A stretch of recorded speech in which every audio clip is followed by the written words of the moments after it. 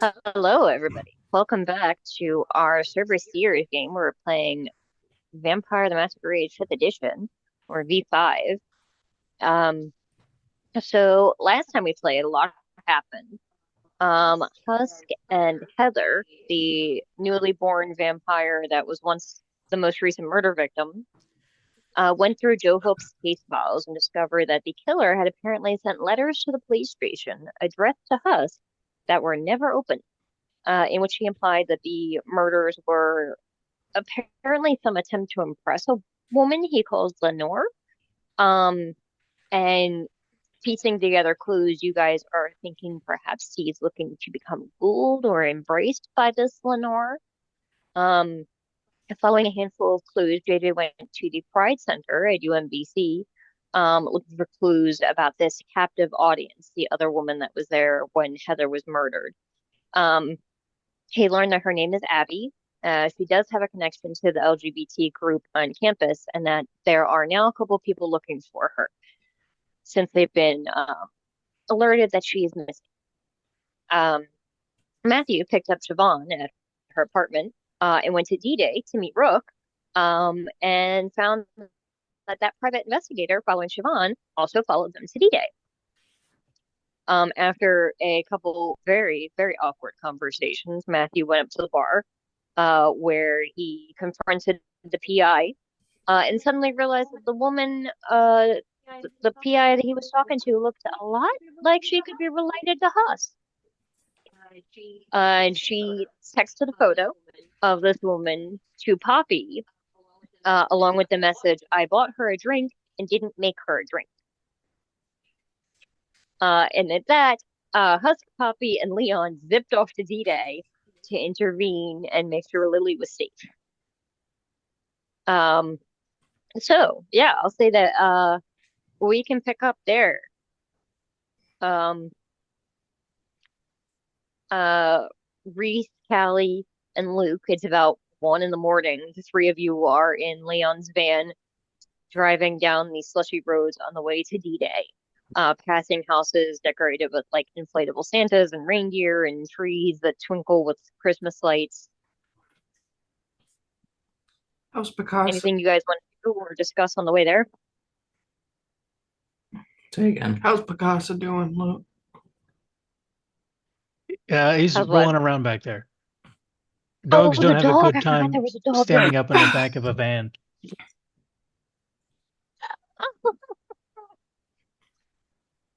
But there's like blankets and stuff. He's fine. He's got the gist of what's expected by now.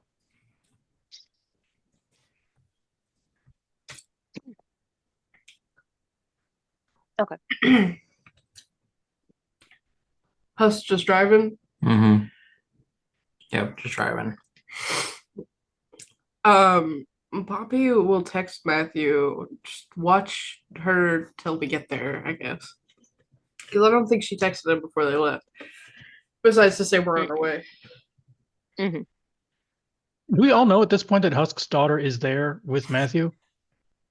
Or did some people not tell us? I don't recall how much Poppy made that clear. I just know that Poppy showed it to Husk, and Poppy and Husk were like, "We need to leave now."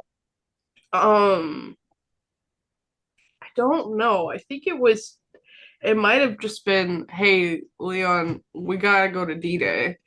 And then frantically, all of us getting into the van. I guess with Husk permission, Poppy could fill Leon in while he fills in Picasso. He's busy driving. Yeah. So at D-Day, Husk's daughter's there.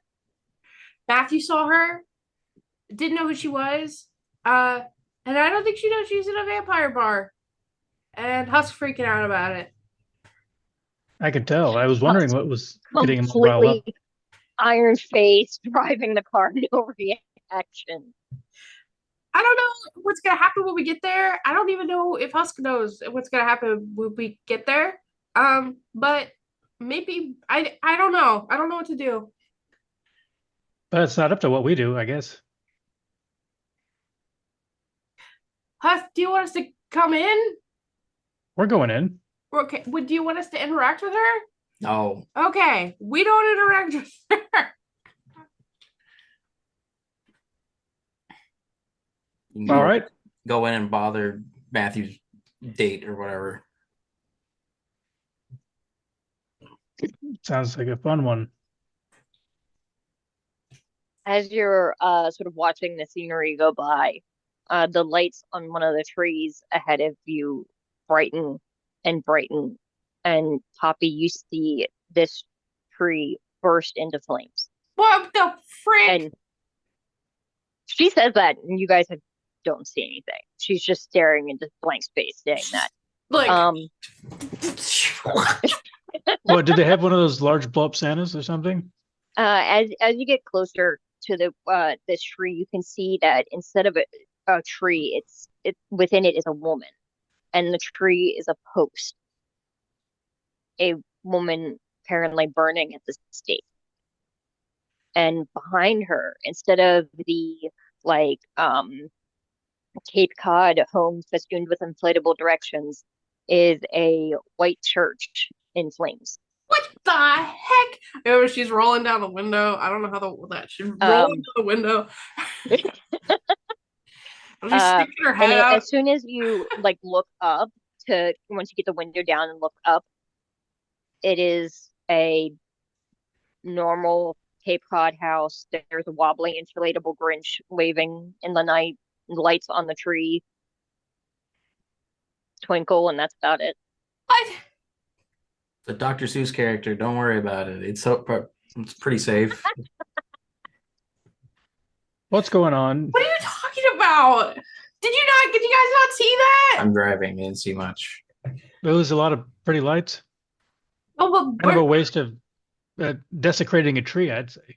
a tree, but the burst into flame, and there was a woman, and she was at the tree, and she was burst into flames, but she was on fire. She was tied to the tree, and then behind it was a church, and it was also on fire.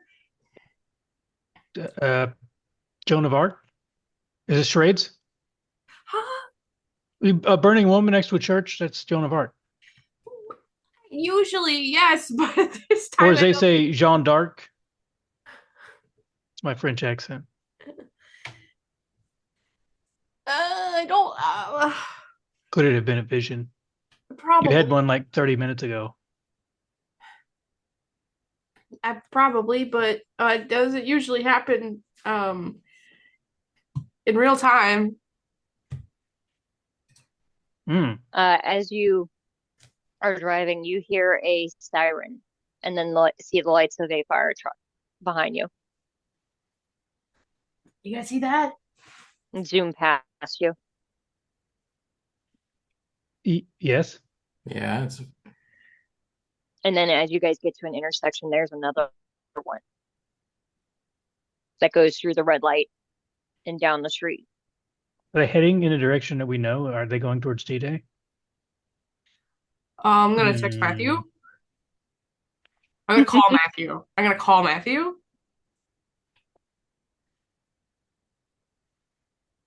It goes to voicemail. No, you bitch.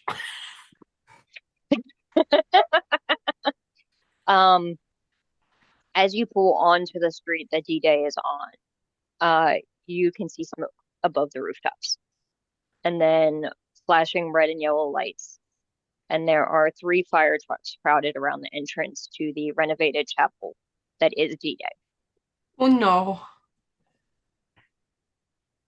The front entrance of the building, where like Betty, it's like the entryway and like a little coat closet, and Betty's office is on the upper floor, is partially like engulfed in flames.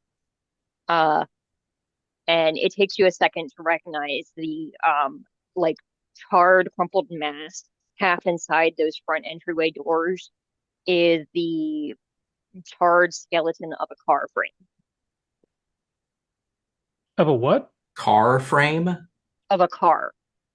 Like The- a car, yeah, like in, yeah. The frame of a car crashed into the car crashed into D-Day and it's Burst into flame. Oh, okay. I don't. Okay. Get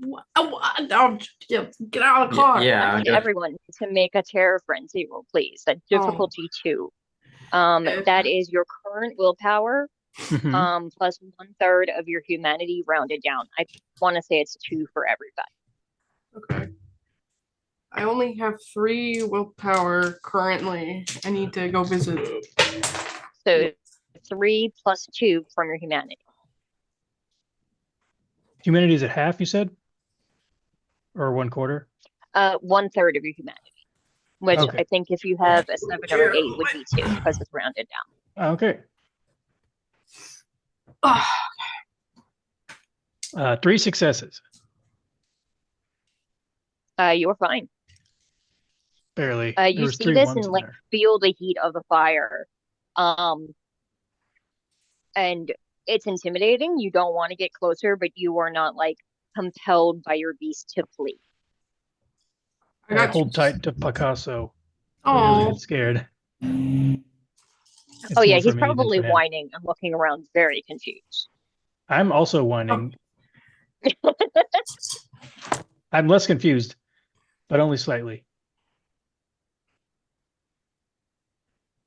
Go ahead. I got 2 successes. Okay, you're good. I got 5.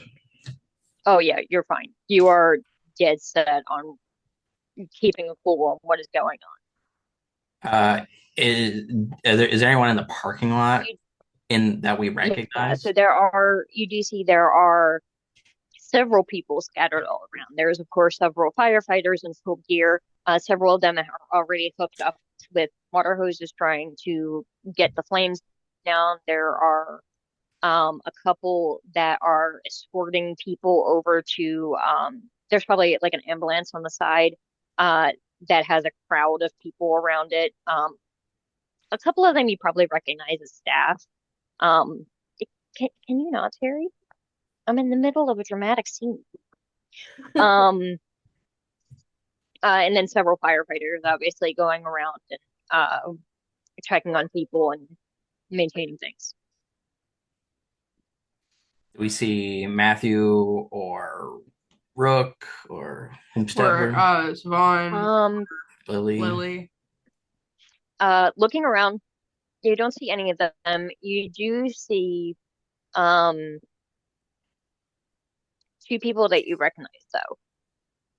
The first one you recognize is Casey, who is basically like the head manager for D-Day that Betty has entrusted a lot of control of the bar to.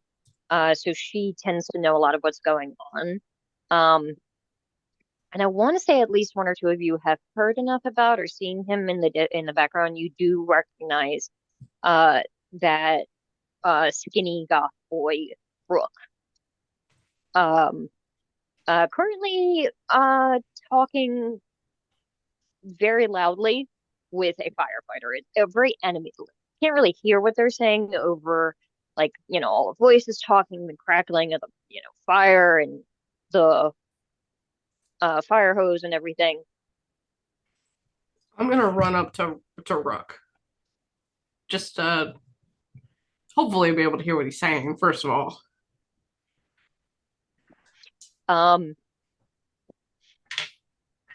As you run up, you see he's actually like, as he's talking to this guy, he's sort of like doing this. I just I don't know. I don't know where they are. I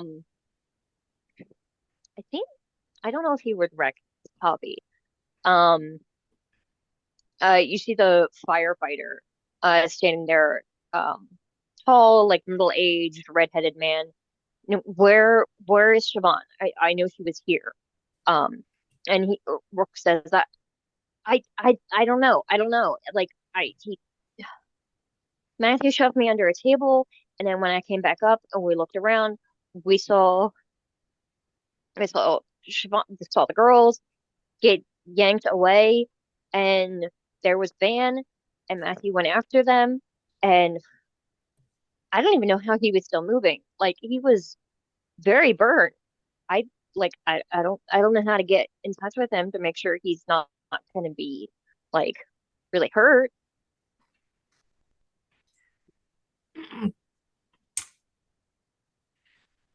firefighter is like, okay, let's get you taken care of, and um kind of like looks over at you, Poppy, recognizing that you seem to have a some understanding of what's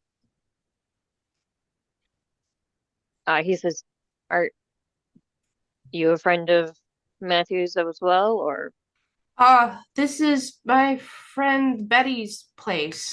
I just want to know what happened. And yeah, I know. Do you know Matthew? yeah, a old friend of mine. I'm pretty sure it looks like he got out. Um, And he sort of like slaps a hand on Rook's shoulder. He says, "I know he probably looked bad, but I assure you, the burn probably looked a lot worse than it actually was. He'll be fine. uh, Rook, He knows to get to help if he needs it." Freckles, do you want to be held? Like, yes, apparently. Rook, right? What girls? Hmm. Siobhan and another girl? Uh, d- um, yeah, like some uh girl, but yay high, like I don't know, dirty blonde Hang on. hair in like a bun. I pull out the She was photo. standing at the bar with Siobhan talking, and Tracy. I pull out the photo. yeah, yeah, yeah. Is she? It, like, does he? Does he need to be worried about her? Are they okay? I Like, Brooke, rip our it's internet. listen, it's okay. Go home. We'll call you. We'll call you. No, it's okay. Matthew's Okay. fine. It's okay. Oh, but get checked out first for sure. I'm gonna go talk to a different firefighter so that For this one can help you.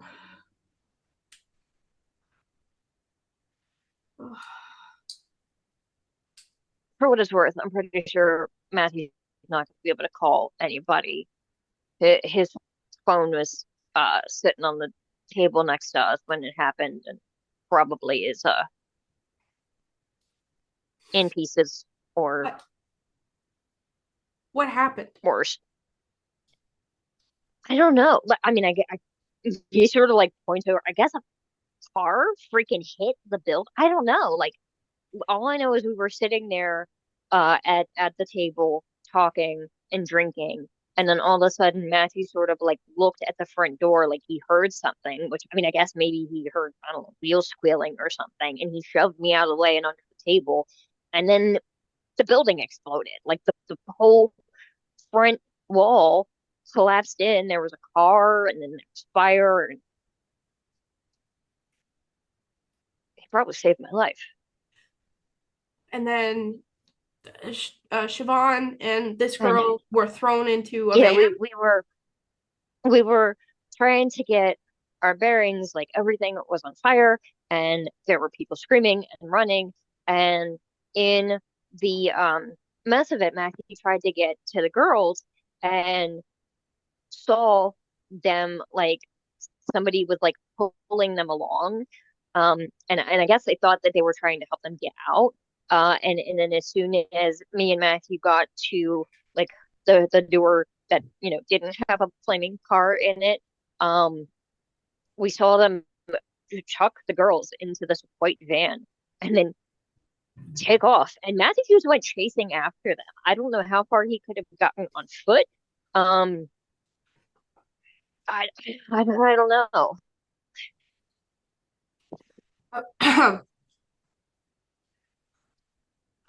Don't worry about Matthew. He's fine. He's really resilient. Um, I appreciate. Thank you for letting me know. I will try to figure out where Matthew is, and I'll let you know. Yeah, get your wounds treated. I'm sorry. This is all sudden, and I am trying not to have a panic attack. I'll be. I'll That's fair. Same. yeah. I'm gonna quickly speed walk back to the boys. Yeah, so Husk and Leon, were you doing anything during this conversation? I would have told the dog to stay in the van, and I would have gotten out of the van, but not gotten any closer. I was going to wait for Poppy to come back to see what she found out. I Do would we have know if D-Day has like a secret exit or back door that only Kindred know about? Because if That's a so, we good might want to question. check it Let me out, check. like a postern. a good idea. Yeah, I have to. We don't. I mean, at this point, I don't I'm asking, but I remember don't if because I don't know if I have Poppy paid for that. knows what happened to anyone yet. But that's what Yeah. Leon would be looking for or thinking about, at least. hmm hmm Let's see.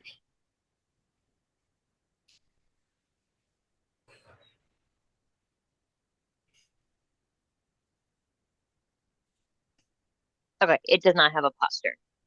Okay, we don't have to worry You about know that. that there is a back door.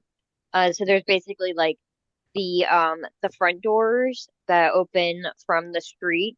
And then there is a back door that goes into or sorry, the front doors open from the parking lot, and then there is a back door that leads to like a small private cemetery. Um, but there's not really like much of a access to the road from back there. Like you just kind of come around to the front, but there is a back door. It's just not secret, if Hmm. that makes any sense. Yeah, that makes sense. I'll just wait for Poppy to report back then. What are you doing? I probably would have gone and talked to the manager, the right hand man of Betty's or woman. Right hand woman.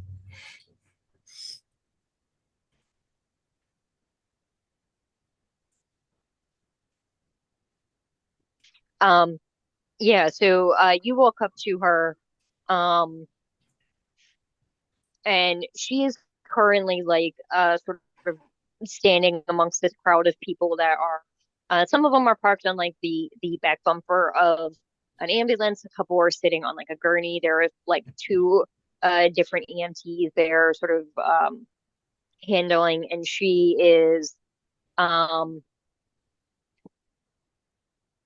at this point, sort of like talking to people, calming them down. You do see that every time she has a break, she's like scrolling through her phone and looking at stuff. Um, she sees you approach, and she would probably recognize Tusk because like Betty would he's been probably around. have probably given her a list of like everyone. Yeah. I would the first thing is like, are you okay? No, no, this is terrifying. But I Are you am alive? uninjured. I am alive. Probably going to have, a panic attack when I get home, but that's a problem for later this evening. It's a later time. Yeah. Betty's okay. Um, we were thankfully not in the office when this happened. We we were actually at like the room where the security cameras are and everything. She was asking me to look into some stuff, and I sent a snippet of a video to your friend Matthew before he exploded. Is he okay? Do you know? Um, Matthew? I don't I don't want to freak you out. I just know that he was in that general vicinity last we saw. Um, I don't know if um, but Matthew's okay yet. we made it out. Rip. Is that Are we our back now? I think so. Rip the internet. I was skipping. Oh, Okay. She says, I don't know where your friend Matthew went, if he's okay or if he got out or what, but I know that Betty and I came down the stairs, and as we were coming down the stairs, and there were, the fire engines coming and whatnot, we looked over and she saw this car peel out that was like it was just a car, but she looked at me and like asked, "Do I recognize them?" And then when I don't know exactly what it was. At she looked over at the entrance and looked at somebody, and I think she might have been looking for Matthew. And then she looked back at the car and told me that I would be okay and to talk to you guys when you get here and that she would be okay. And she took off after it. But like I don't know who was in the car. The car didn't even freaking have tag plates. Like that's not supposed to be legal. But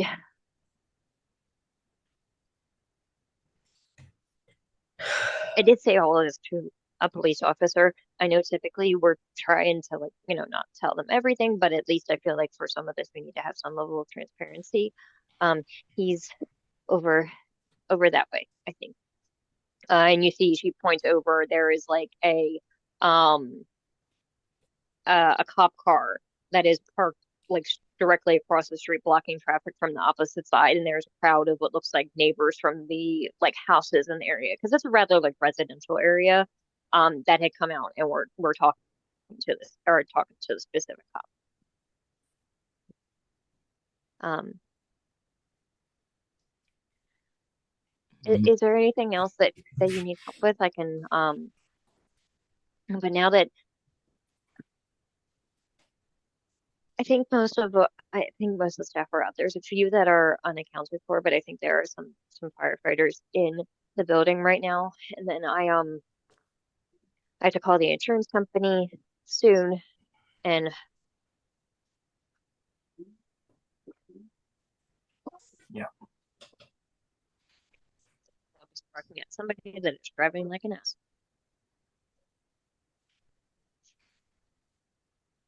I'll say at that point is probably when Poppy comes back. All right. I'll go back and join her and Leon. Brooke is mostly okay. Doesn't know what exactly happened to Matthew besides that he took off after a white van that had, well, I can only guess, kidnapped Siobhan and Lily. It confirmed it. I showed him a picture. All this for that? I don't know. Why? Well, I don't know. Could it have been the killer who arranged all of this, or the killer's mistress? Were they getting too close? They weren't even investigating the killer, though. That was us. No, Siobhan was looking into it She was. because Matthew had asked Siobhan to look at the picture and get the numbers and stuff like that. So she was involved. Hmm. Oh no. I'm not sure about Lily and how far she is into this, but she's a PI, so who knows? But I was told that the van had no like plates or anything like that. So it's. I was gonna see if I could do a premonition on Rook. The van or the vehicle that Betty saw was like a 4-door, not a van. Oh, I thought there was a white van that took them. There were 2 vehicles. The one that took the girls was the white van, and Matthew went after that. There was a black car that Betty saw that peeled off after everything went down, and something about that set Betty's radar off. She took off after it. Oh, okay. Betty's fine. She's after some black 4-door car. That's good. Should I force a premonition then? I don't know. Can you like on what? The bricks, the Brook.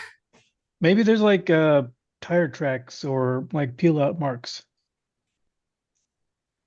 I don't know if you could pick those out of a lineup though.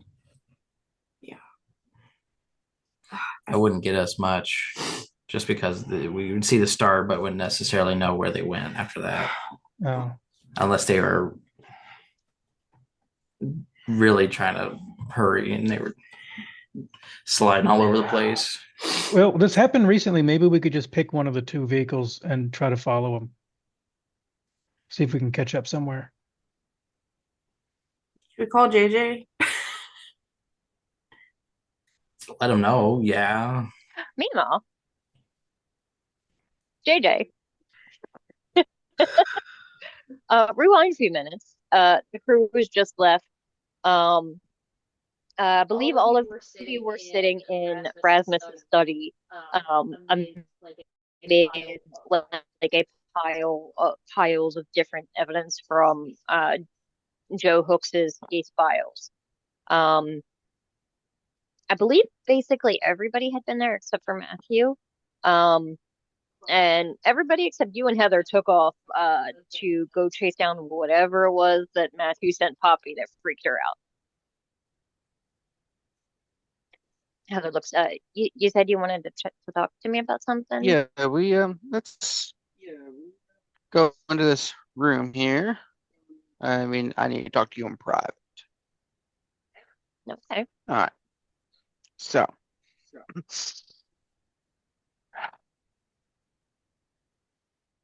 as you kind of could gather, not everybody in our group, which we call coterie, by the way, agree on things. Okay. No, I had no idea about that. Yeah. Yeah, So, I got and we have a lot of us have different views of what it means to be what we are. All right. Like, okay. Yeah. you'll notice that Empress Betty keeps trying to guilt me and them because we are like we turned you, right? And we damned you and stuff. Well, I don't feel personally, morally, or ethically conflicted with what we did. You were dead, right? There was Yeah. we brought you back. You now have the opportunity to seek justice for the person who murdered you, which almost no one ever gets a chance to do. You are, other people don't have to get that for you. You can pursue your own justice. You also have another opportunity to create a life that you would never have had beforehand. Yes, it's different. You got to feed on blood. You can't go out in the sun and, a few other odds and ends, but it's still an existence that you wouldn't have had. 'Cause who knows, like, what's the afterlife like? Is there one truly? We've heard about ghosts and spirits, but like, Wait, that's. Oh, okay. yeah, and like, they don't all, most of them don't seem thrilled to exist the way they are. So is there some beyond that? Or is the afterlife basically just a worse, shitty version of our reality? I don't know. But now you have an opportunity to exist, not quite live, but exist, get justice, get a life, and just an opportunity we wouldn't have had. And not only can we get justice for you, but as far as I can tell, this serial killer guy has killed dozens, maybe hundreds of women in the last 40, 50 years. So we are now gaining knowledge and skills that we would not have had otherwise to bring justice to all those victims. So I feel no wrong about bringing you back. I mean, you kind of don't justify it. You have to justify it to me. I don't really have. Uh, It's not like I can go back, and oh I don't. no, we can kill you again. Oh, well, I mean, I'm not there yet. Yeah, it's an option. I don't think. But I just wanted to let you know my view on you with that. But I do feel a little bad in one way. You see, for the most part, kindred like yourself, the thick-blooded, you are there's a thing where when you sleep, you are returned to the state you were more or less when you were turned.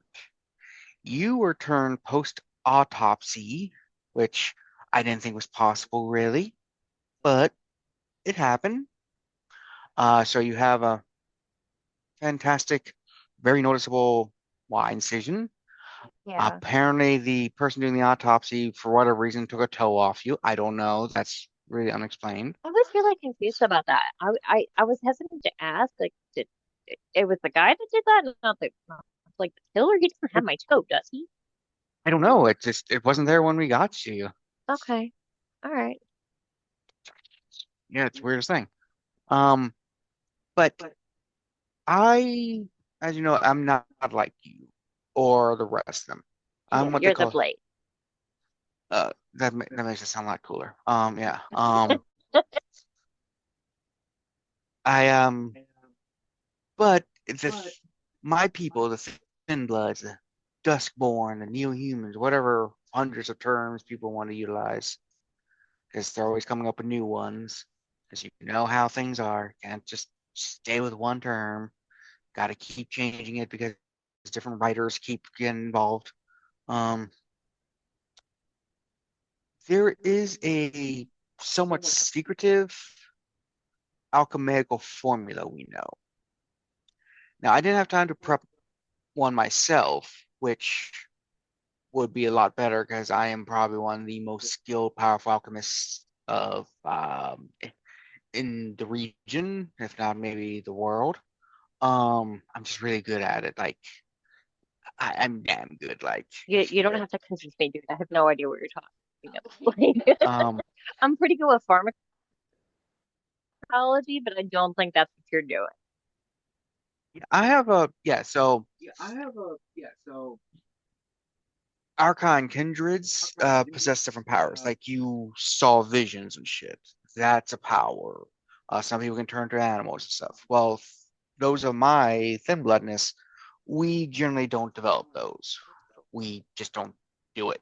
We're not thick enough for that. We lack the thickness to develop most disciplines. A few of us do, like odds and ends, but we have developed a mystical science that we call alchemy or thin blood alchemy. Something that kindred like yourself and everything cannot do. Only thin bloods, because apparently our blood is in enough state of flux to be malleable and allows us to do things that in kindred's great thicknesses can't do. Sorry, Luke's just looking over like um So, what kind of magic potion do you have so in mind? I traded with a friend or one of my members of my Crimson Flock who by chance had one because normally it would take me a day or two to formulate this, but I wanted it quick and soon so that you don't have to endure well. So I have here an alchemical regent. Uh, you would drink this. You would dream of your perfect self because once you drink it, you're going to go into effectively day sleep until the next sunset. Um, and once it's done, if my colleague did the formula right, you will wake up without your scars. You will have your toe. Your hair can change to whatever you want it to be. Your eyes could be different colors. There's anything within human possibility that is naturally occurring within the human species. You can kind of reshape yourself for. It works on basically any one except for the Nosferatu. They just too ugly. Like make this potion and then the potion's like fuck that noise and just leaves. Um, Okay. it's very rare, very sought after, so don't tell people where you got it. Um, Oh, okay. Like, like even your yeah, friends, because or yeah, some of the people in the coterie I trust a bit more than others, but it's not unknown or unheard of for the kindred, when they find thin bloods who know this formula, to enslave that thin blood and force them to just make this formula for their own amusements and pleasures, because it effectively breaks one of the fundamental curses of kindred kind, the stasis of death.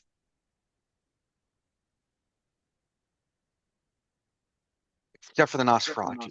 They cannot, their curse is far greater than what this potion can do. Like, it's something to do with their clan founder or Cain or some shit. I don't know the great history of it. I don't know. I'm sorry. Cain? Yeah, there's apparently a legend that the first vampire was Cain from the Bible, and we're all descended from him.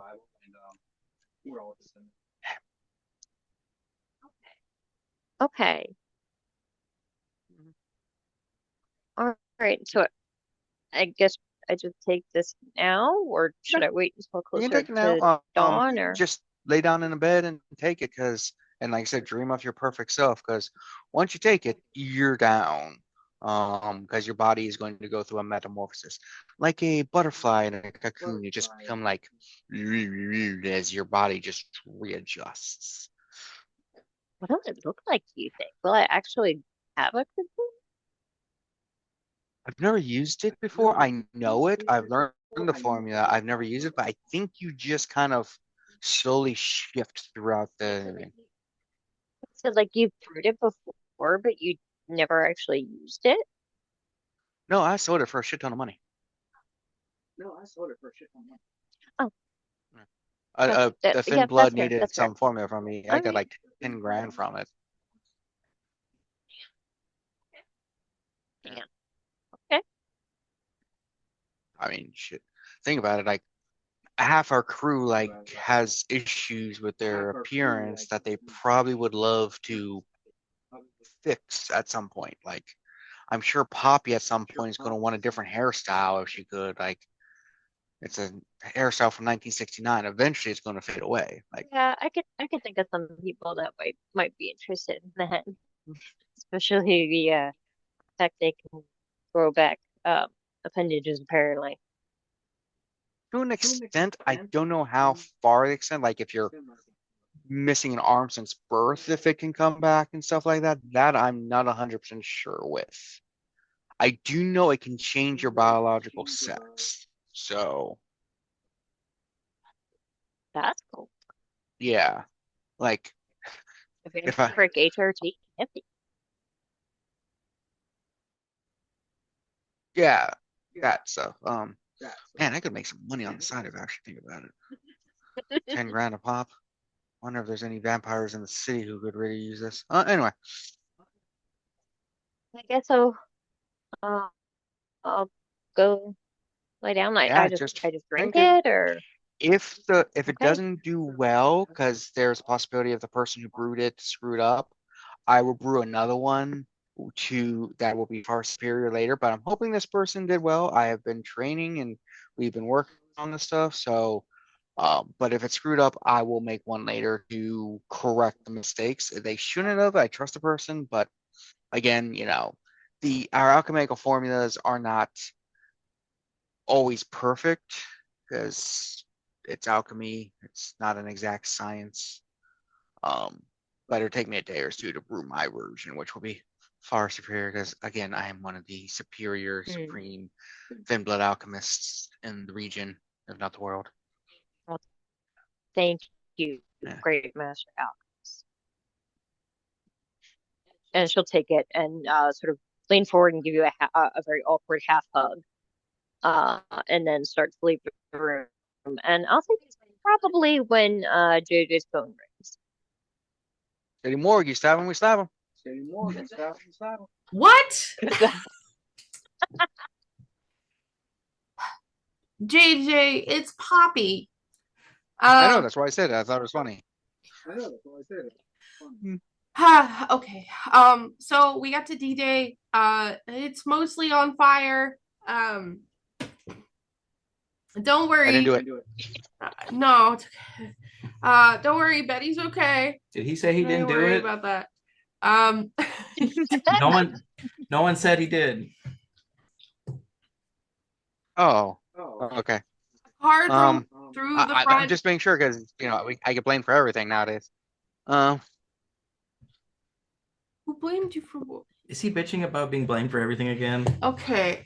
JJ, Matthew and Betty are after opposite things. We just wanted to keep you in the loop. If you want to come and help, I don't know what we're gonna be doing, uh, but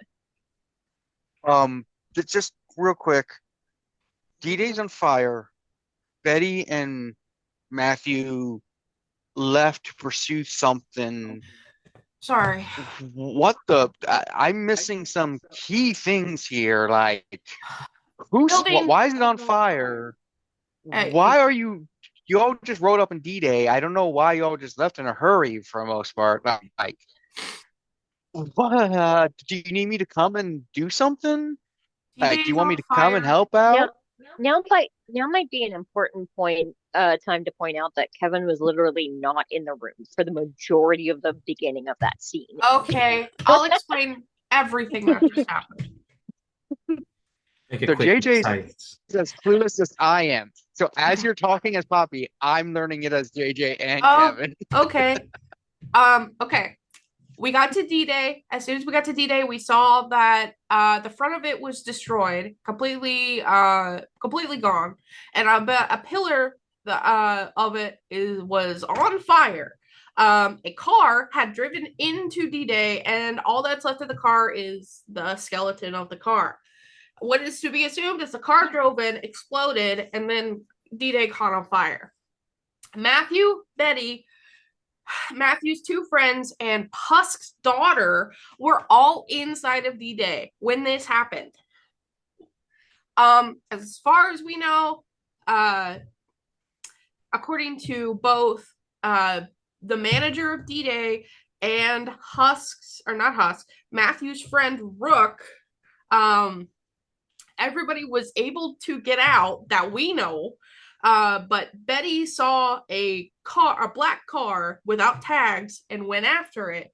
And Matthew watched as his friend Siobhan and Husk's daughter were thrown into a van and driven off. And Matthew went after the white van, and Betty went after the black vehicle that she saw. Two different vehicles.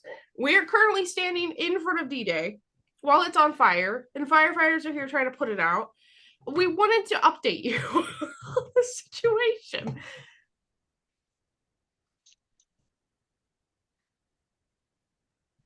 Yeah. Well, yeah. Why does it seem like when I'm not around, shit really goes weird for you guys? Yeah, I Like don't this know, happened. man. Like you had a whole bat raccoon incident at the police station when you were just supposed to grab some records. JJ's like, you were gone for 10 minutes? Well, do you want us to come pick you up or what? Well, I got a vehicle. Should I His own meet you at car. D-Day or do we need to do something else? Do I I don't- should I grab Willem? Um, Heather's indisposed right now. She's not going to help us at the moment. what's Heather doing? Sleeping. She's Sleeping. had a lot of traumatic happens that she needs to rest.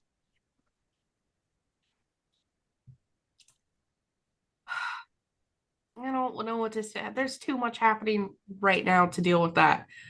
Um, I mean, she had a very traumatic last couple of days. She just needs some rest. hang on. I'm gonna put you on hold, and then I just I don't know how to put it on hold, so I just put it close to my chest. So then all you get is Yeah. What should I tell JJ to do? What do we want to do right now? Do we want to go Can after he the hack the van? traffic cams? Is he smart enough to do that with computers and whatnot? JJ, can you hack traffic cam Or satellite? Ask about satellite. or satellite? People are always talking about those. That shit would take days. Might as well just do the thing. Do it You quick. just want me to go in and hit some keys and go JJ's just enhance, coming back. enhance? Just come to D-Day. Just get to D-Day right now. Bang it up.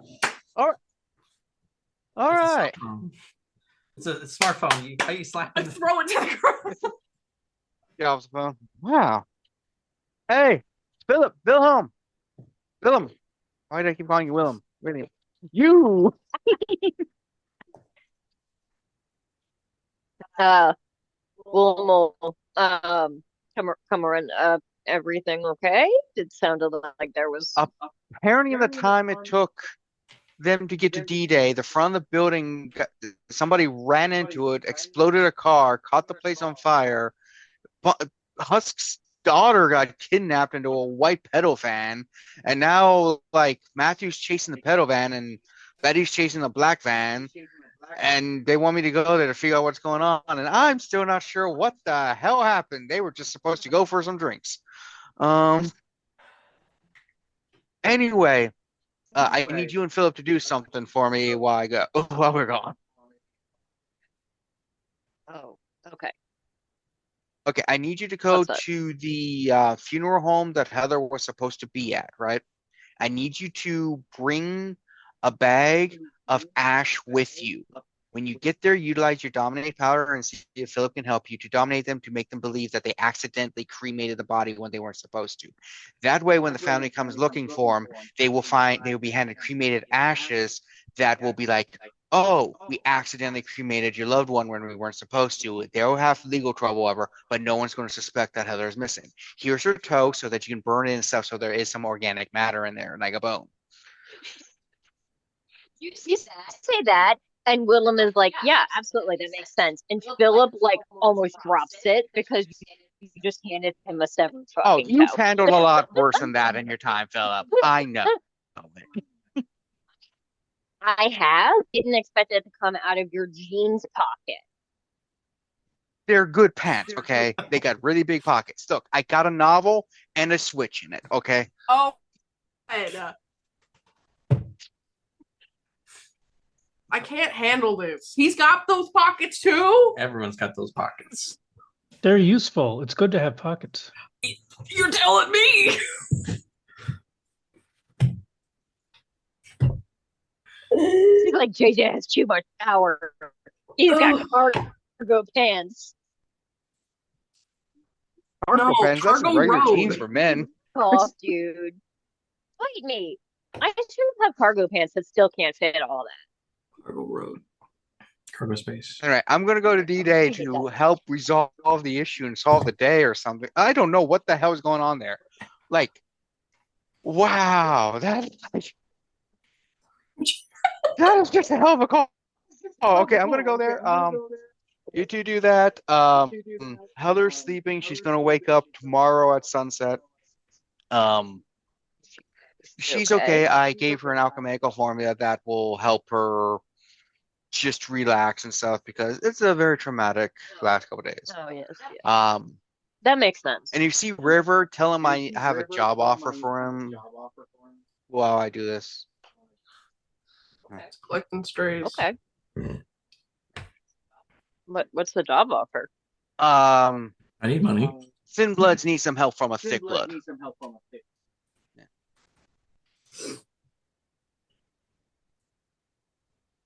How opposed are you to murder, Willem?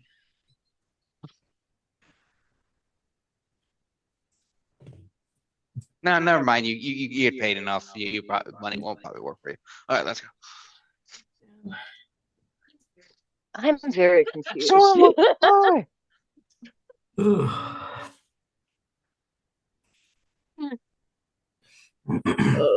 I get in the car and there's my backpack. I get in my car and just drive to D-Day. Question, Kat. The woman that I saw that was the woman attached to the tree. Does she look familiar to me?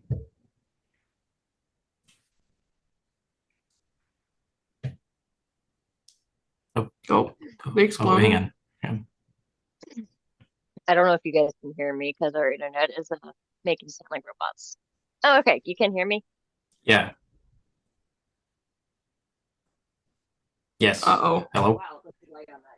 Oh, wow. The delay on that is. Okay. I heard me say it and then you say yes from Kevin's headphones before I heard it. So she she did not look recognizable. Like she wasn't very clearly. Um, I don't know that Betty is, or Poppy has ever met Siobhan. Yeah. But like you've seen a picture of Lily now, and it was not Lily. Okay. But it was far enough away that it was hard to make out anything more than just it was, Okay. the silhouette of a. But okay. I think I Bless you. thank you. I'm gonna go back up to Rook, and I'm gonna say, "Hey, man, which way did the van go?" Shut up.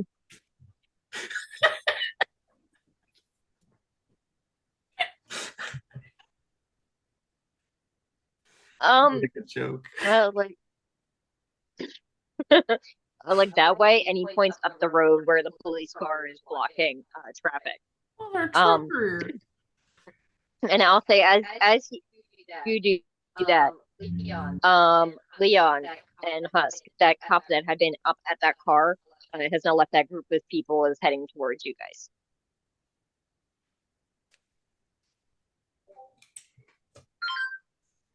Is that okay? Probably not. I'm gonna have to do Blush of Life right now. Don't remember if I've done that already. I don't ever do it, so that's how I know I didn't do it. We Humanity were heading. We were heading to the club. I think. Humanity 8 means you roll 2 dice That is. with the higher option. Was that true? Oh, nice. Yes, I mean, if he says it, I believe him. I I wrote it never heard down. that. That's good to know because I also need to do that, and I also have that much. Yeah, Also, for that is Blush of the Life most only. accurate use of that Arrested Development gift that I've ever seen in my life, Kevin. The walking in with pizzas and everything is on fire. That's Community. That's Community. community. Whoops. I don't know why my brain shit the bed on that one. Fun fact, haven't seen either. That's right. Yeah, human for rouse checks, use 4 Blush of Life. Roll 2 dice and take the highest when you're Humanity 8. Oh, good. I also have that. That's good to know. So I succeeded. Me too. Yeah, you see this this cop come up. He's got like a notepad. It's probably doing like a lot of swiping his face because like all of the humans around you are very much like coughing, eyes streaming, like the ash in the air is incredibly uncomfortable. Um, you guys don't really react as much to like inhaling smoke as anybody else. No. But we look Like you scared could more. still probably taste it some, but it doesn't have quite the same effect on you guys. But he walks up to the group of you. Are you perhaps like friends of the owner? Perhaps I believe I saw you speaking with the manager earlier. Yeah, we know the owner. Our friend. Mm. Well, she's not even here to hear you say that. Shh. Don't tell the cop I'm lying. Brutal. So were you aware of any like enemies that Miss Delease had, or Any other bars?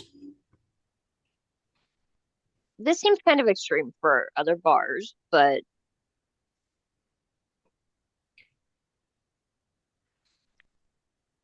No. I had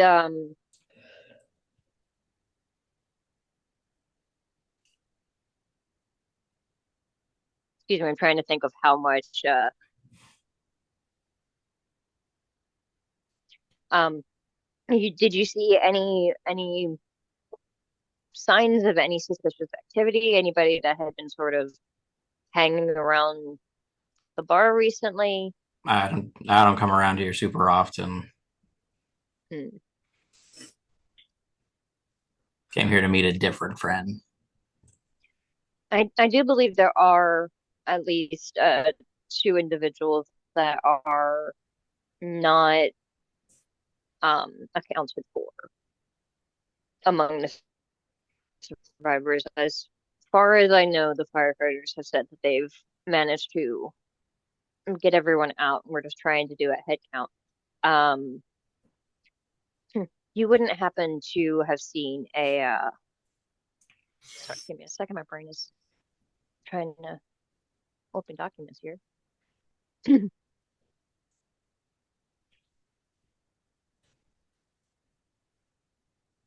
A Siobhan Murphy or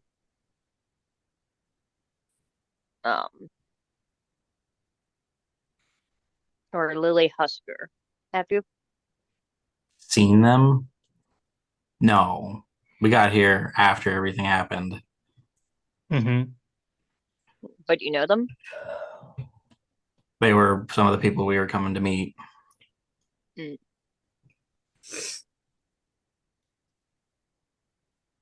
And Can I, after, real quick, hmm try and sense the beast of this guy? Sure. It is, I believe, I do resolve animalism, and they can do composure subterfuge. Mhm. Guess whoever wins is either I find out if they are hostile towards us or if they have the beast inside of them. And I guess on a loss, I don't know anything. Yeah. Free resolve is 4. So it was animalism, so that's 2.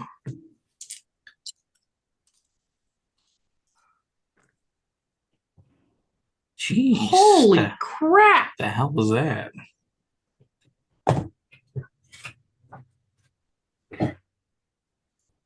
That was just a backfire. Oh Jesus my Christ. gosh. That's okay. Yeah, I just heard a big explosion. Well, Well, so hopefully it's geez. car backfiring or something like that. It was a really big backfire. Yeah. I got 3 successes Yeah. for the.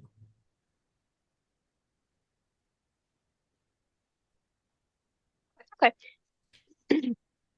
Looking at him, you don't sense any kind of supernatural beast in him. You're fairly certain this is not a kindred, a ghoul, probably not even like a werewolf or anything like that. You do sense some small underlying, um, like not necessarily outright desire to do harm, but some like hostility that's sort of like on guard, um, animosity,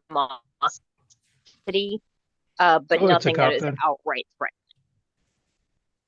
Yeah, it just sounds like a. Sounds like a cop. Mm-hmm. Especially with everything that's going on around us.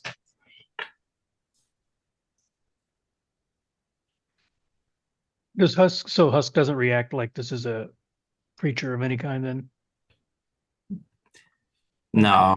I mean, you wouldn't even necessarily know the husk was doing that, Yeah, I trust his instincts. especially because it's free. It doesn't even require a brass check. Um, he says, and just in case we have any other questions, can I get like names and contact numbers for the two of you? This would be a good time for us to have had a burner prepared.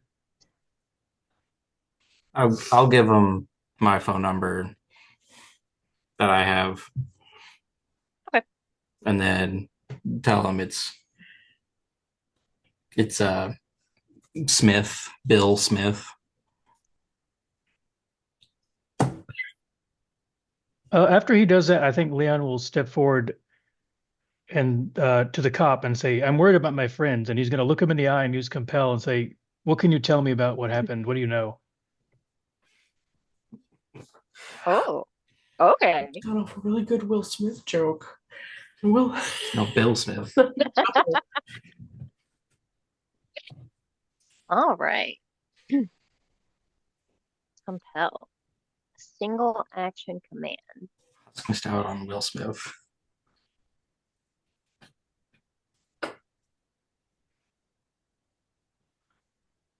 Okay. Still a joke.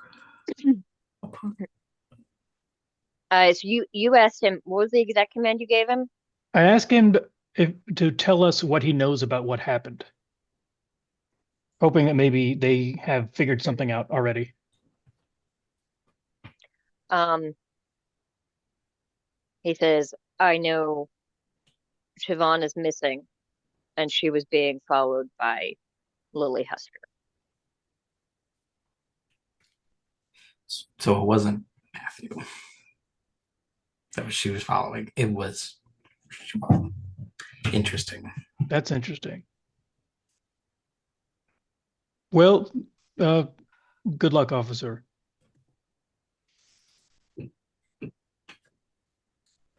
And then I will walk Thank away. you.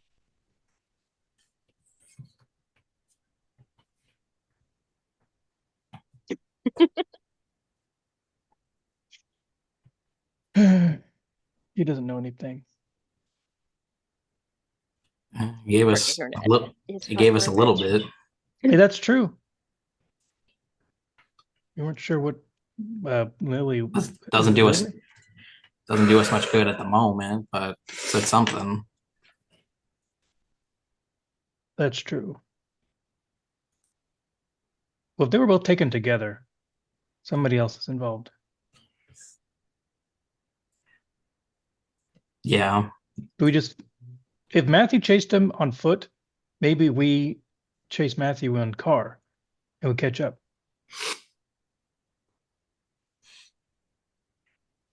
Maybe he left like a trail or something that for us to follow. Can I return now? No, you stay in the corner. Can I come out of the corner? Yeah, I'll say that a moment or two after the cop leaves kind of confused and awkwardly, Poppy, you can come back up. Husk and Leon are now blushing of lifing. Okay, I just walk up. I'll cover my mouth with my sleeve, like I'm trying not to breathe in the smoke. And then I can hide the majority of myself with my long sleeve. Anyway, Rook said that Matthew and the van went that way, and she points to The direction that the cop is Blocking. like blocking it. So I don't. I figured maybe okay. I'm just trying to breathe right now. I think that if we take off right now, we can maybe catch up with Matthew before it gets too far, since it just kind of just happened. But we also have to wait for JJ.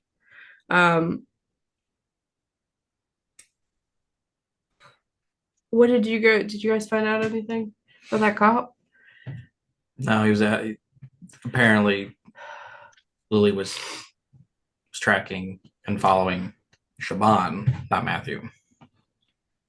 And so Leon made a good point that it's most likely whoever is after what they might know, since they are the ones doing the digging. This doesn't seem like, if it is like the guy we're looking for, doesn't exactly follow his MO. Is a little bit big, bombastic. No, I think it's two separate occurrences. No, that's okay. I get it. No, it's okay. This needs a lot more people than one killer That's true. to pull off. Whoever drove the first car and then two more vehicles after that, whoever took to grab the ladies. Do you think they were connected, or do you think that the van just took the opportunity? Don't know. Awesome. Why was there two cars? I'm gonna walk up to the car that is just a skeleton now. And I'm going to try to force premonition. For what it's worth, like it is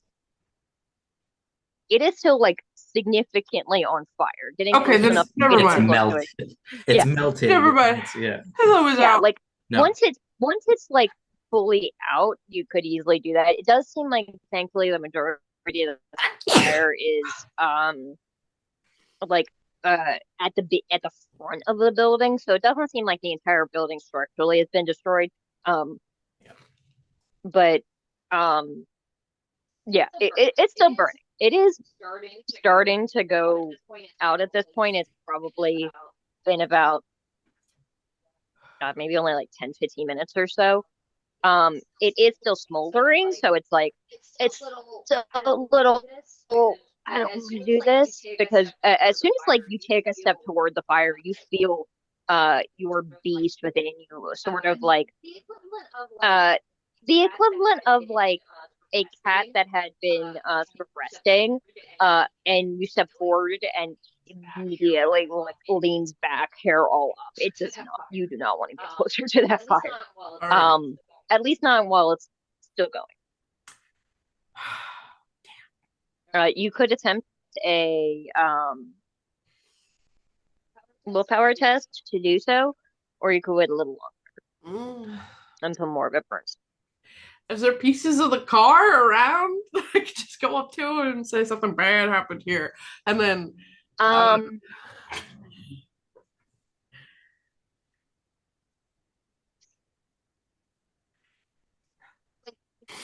like there's wreckage and stuff around. It's hard to tell how much of it could be from a car versus how much is there are like chunks of like brickwork and wood and stone that seem like they were part of the building that got pushed out. Like maybe some of it could be from the car, but it's hard to tell exactly. You'd have to probably like do a thorough investigation, and if you like start walking around and picking shit up, one of the firefighters or police are probably going to take note. And I'll say at this point, you actually do see that there are now 2 more cop cars that are arrived. Husk and Leon and Picasso, you could get back in the van, go after Matthew. I'll wait for JJ to get here and see if I can wait for the fire to clear a bit, look around. You guys try to figure out if you could catch up with Matthew. Just head in that direction. And I'll call you. Okay. I'll call you with JJ's phone since I threw mine on the ground. Why'd you do that? I didn't. That was a joke. Good joke. Anyway. I bet Matthew will love it. Let's find him. He likes jokes. He loves jokes. Okay. I gotta really like clap him on the back. I'll say earlier about not turning my daughter into a drink. Oh. Haha. Leave. Get out of here. More cops are coming. Go. Why is our internet flashing yellow? Oh no. Is it us? I don't know. That means it's almost time to stop. Oh, it's white. Okay, so we're good. I'll turn off the Wi-Fi on the phone. I will also turn off the Wi-Fi on my phone. Okay, so you're waiting for Leon and you're waiting for JJ. Leon and I are going. Yeah. Leon's already here. Yeah. I'm right here. And Picasso's going with you guys. Yeah. He's a van dog now. No. This is life he knows.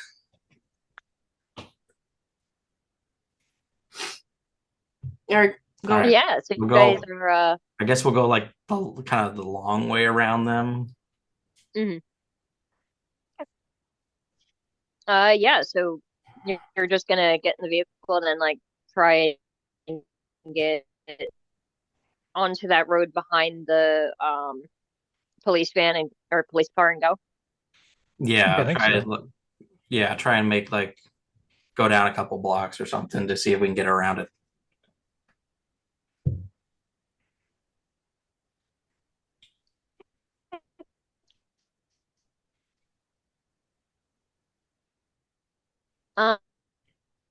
Oh boy.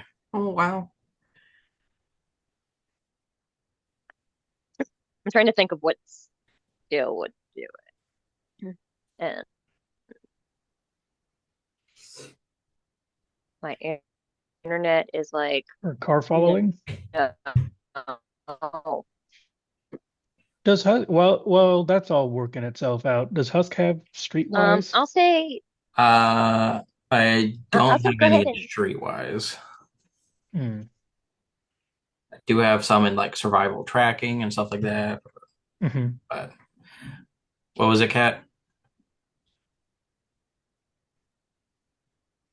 um, give me a second. I finally have, um,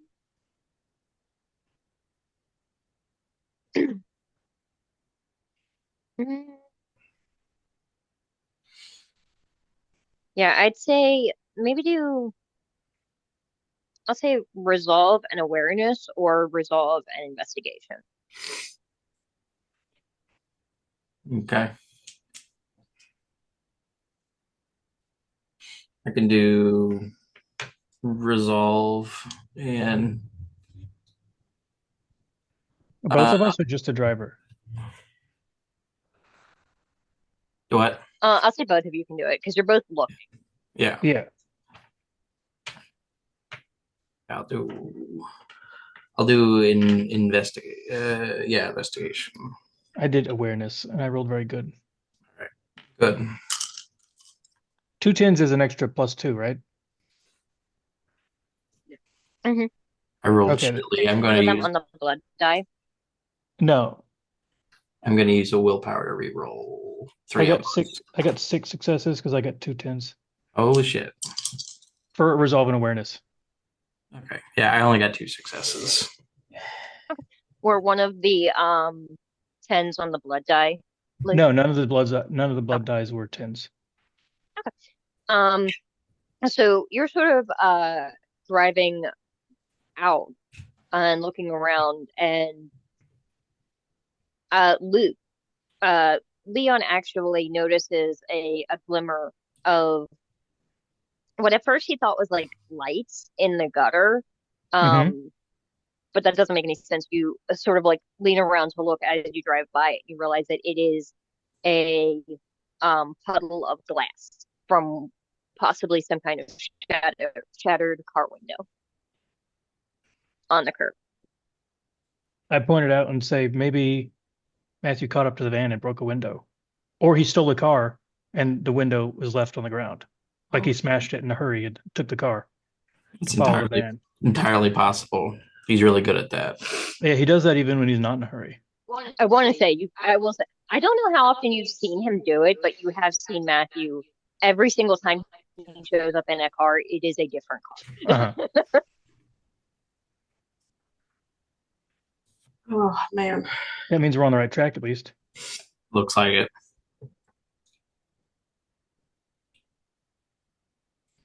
It also means it's harder to catch up if he's driving. That's true. But Matt, hopefully he'll follow them to where they stop and then he can find maybe there's a car phone or something he can use. No, he hasn't yet. But let's keep going this way. Yeah. Is there could we tell if maybe they're heading towards a interstate or a highway or something? Because Are if they're there not, are there any like of the like tire marks like on the ground or on the curb where like they're clearly somebody's in a hurry and it's dragging the tires along? I'll say, like if you actually get out and look around, you can see here where this vehicle took off. It does look like they took off like 0 to 90, effectively.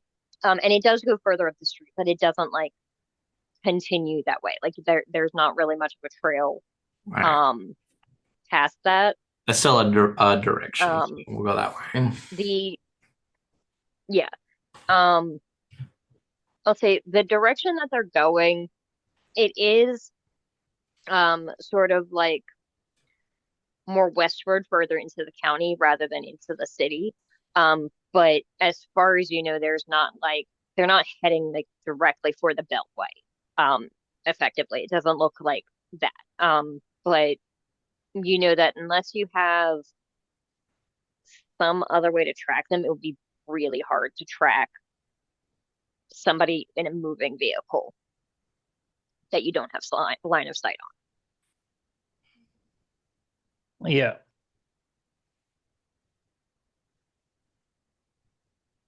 But I don't know of any other options we might have. I have an idea, but it's probably on. Meanwhile, Think it over while we switch. meanwhile. meanwhile, Poppy, you see JJ's Prius pull up. Get out. Holy moly. Oh, hey, do you need to do a terror frenzy roll? I'm not in the fire.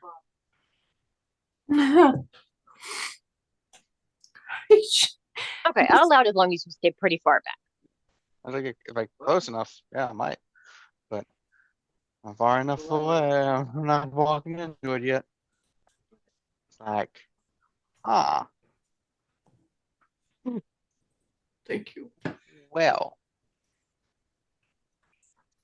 Oh, JJ, hey, Poppy. Husk and Matthew, or no, Husk and Leon. There's so many people in this. Sorry, Leon. There's too many goddamn vampires in this town. Husk and Leon are going after where we think we believe Matthew went. I'm trying to stay and wait for the car to cool down so I could try to force a premonition, but now that I'm thinking about it, maybe I should just try it no matter what and see what comes up. Do you have to physically touch it to force a premonition? No, but sometimes that does help. Like if I'm thinking about something specific, but I could just really, really think really hard about this car, and maybe that'll work. So I'm gonna do that. If you want to touch them, like, could you go around to the side where it's not on fire, touch the building, and have a premonition of, like, since it's touching the thing, to touch the thing, like proximity? No. I don't know. So was it like this when you got here, or did you like it happened after you all arrived? No, it happened before we got here. When we were driving, it was weird. I saw a tree explode and a woman also catch on fire and a tree catch on fire. And then behind her, I saw a white church also catch on fire. But then it was a vision. And literally right after that, we saw the fire trucks zoom past us. Yeah. Did the white church look familiar? Did the white church look familiar? I mean, like, D-Day is built into a renovated church that does have white siding. It wasn't like a picture perfect comparison, but I don't know how much familiarity Poppy would have with small white churches. Okay, just wondering. And you're not sure who decided to drive up in here, blow it up, and then another group pulled up and kidnapped people? That's what I'm trying to see right now, if they're connected or if it was a circumstance kind of thing. Because I'm just gonna say the odds of someone driving into a place, blowing it up, catching it on fire, and then immediately afterwards some random people kidnap a couple people who are connected to our coterie, right? Yeah. That's not really a coincidence. That's like that shit don't happen for a coincidence, really.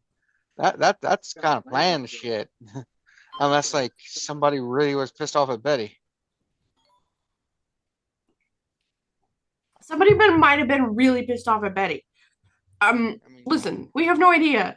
That's why I'm doing this. If anything, it's gonna tell us something, hopefully. Just I don't know what happens if I disassociate or what happens when I go into this, but make sure that nobody touches me. Okay. Yeah, I'm gonna Want to sit in force. my car and do it? That's probably a good idea.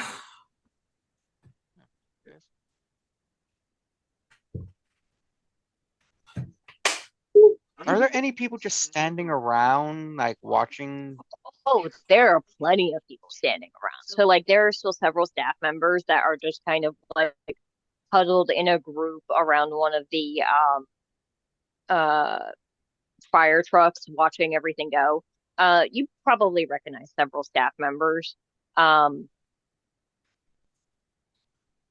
I'll say you don't, looking around, you don't see any kindred that you know other than the group of you. It seems like any of them that may have been here are fucked off real damn quick. Um, uh, you see many firefighters and a couple of cops. It does look like a handful of the cops are starting to go around and put tape around any of the like very obvious debris pieces. I take a Because picture. it looks I like take several pictures of the crowd of people. okay. Do I see the manager guy? Yeah, you do see Casey, the um woman that Betty has I walk up to in Casey. charge of. Yo, Casey, what's up? Hey, um, it's all right. I'm on hold with the insurance company. Um, Yeah, you're gonna be on hold for a while. Do you have security tape access that you put up to the cloud, right? From the outside? um, it should be working. I She puts on a speakerphone so you can hear like the um really jingle like uncomfortably joyful You give us hold your music. money, we give you nothing. Insurance. Basically, yeah. Um she's like, I do have that. I don't know how long any of that is gonna last because like building is still burning. Like, yeah, the security room is on the opposite side, but I don't know how. Do you not upload it to the cloud? No, yeah, I'm saying it's Oh, there. It's just I don't know. Um can you give me access to it? Betty would say yes. Okay, you saying it like that makes me question whether Betty would say yes. But considering she is currently indisposed Hmm. and I don't have anyone else here that knows what the fuck is going on, I'm gonna take a chance and say yes. Please don't get me fired. You're not gonna get fired. What do you mean the password's 1234 password? What the fuck? I mean, I do work with a 120-year-old. No, hang on. Oh, maybe I don't remember. Um, it's not that bad. It is probably a lot simpler than is great. Start fast forwarding the videos and stuff of the night and stuff. This is gonna take a while. Might gonna need some help, but look at Poppy, make sure she's still alive in the car as she's visioning out.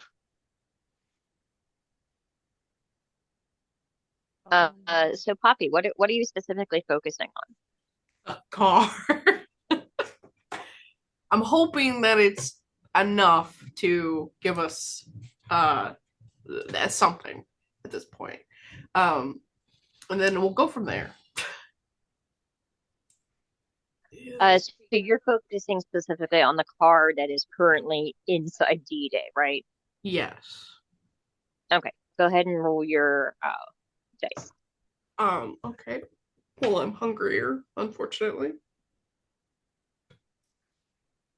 2 aspects and resolve. So, okay.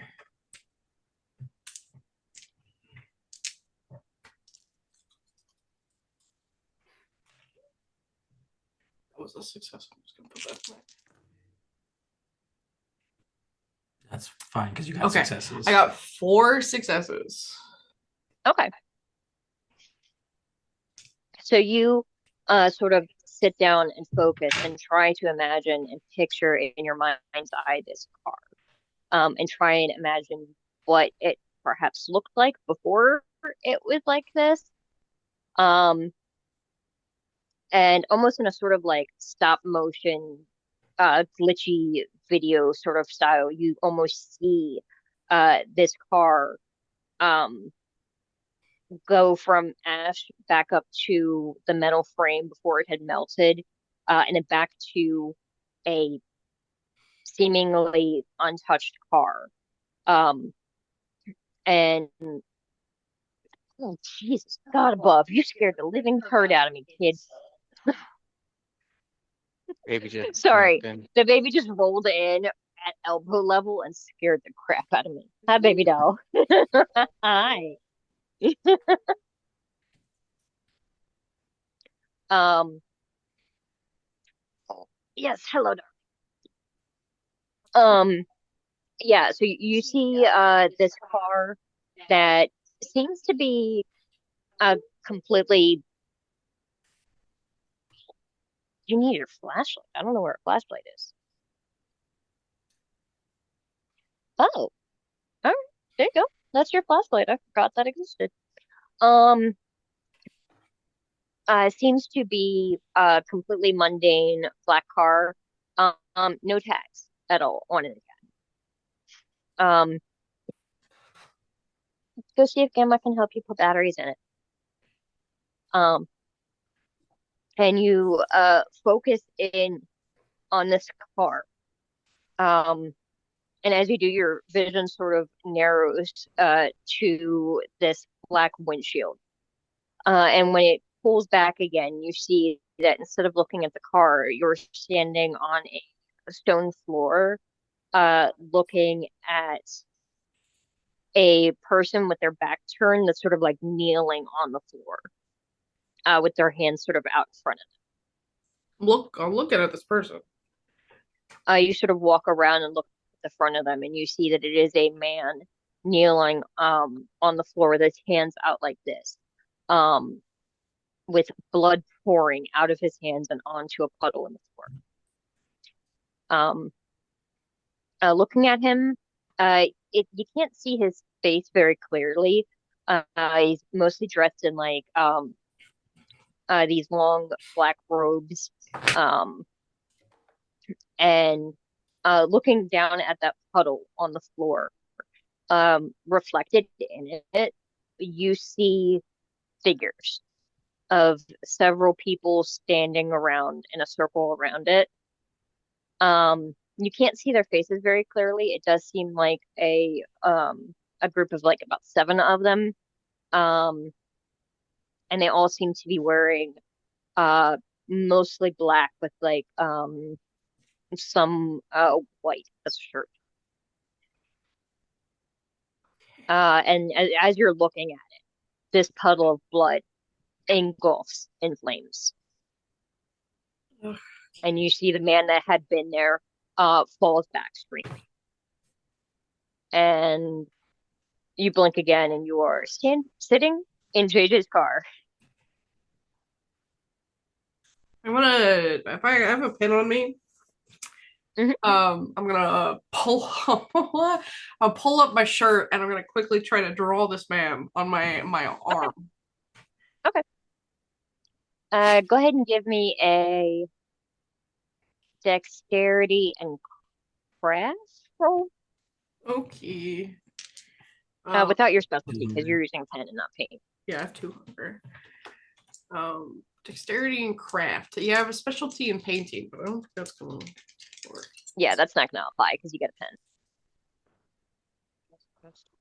Wow. It's not. That makes things interesting, but that means that's 5 successes I think it's a messy critical. because it's a Oh, boy. 10 on the blood die. Kev, do you remember what book it was that had the messy critical stuff? Was it Gehenna War?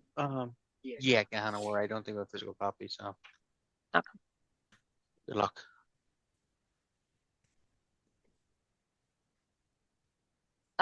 Yeah, it is a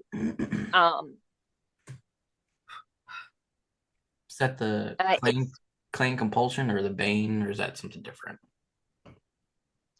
I think the clan compulsion is usually a failure.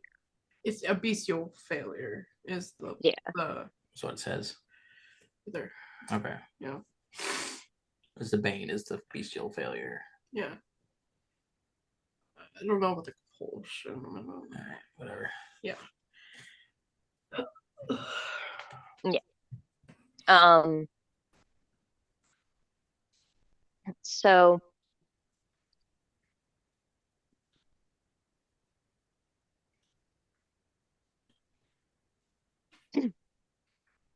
yeah, looking at this image that you've drawn, it it seems familiar. Um, and it's this hard to place feeling as you're sort of like looking at it and you realize that you you're pretty sure you've seen those robes before, but after you finish and you look at it, you realize that the face of this man that you've drawn on your wrists, that's Matthew's face. What? But the robes are very clearly like some kind of clerical priest's garments. Okay. I think, yeah, Poppy is so bewildered. Everything that has happened tonight, and this is the wildest thing to her. I'm gonna. Do I see JJ? Is he still there? JJ, you had just spoken to Casey and we're getting access to the cloud of security footage. Hey, how's it going? I saw something very strange. And I'm very confused about it. I tried to focus on. We're away from Casey, right? We can walk away. I tried to focus on the car. I saw the car, and it was a black car, probably the same one that Casey and Betty saw. But then I saw a man with blood pooling on his face, into his hands, and onto this tile below him. I saw several people standing around and looking into the blood. They're all wearing black robes, like priestly robes, and the blood caught on fire, and the man screamed. When I got out of the vision, I quickly drew the man on my wrist, and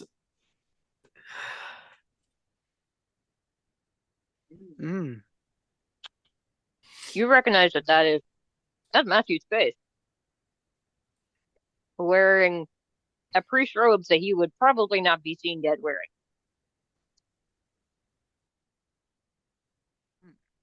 So, vision, free Matthew, priest robes.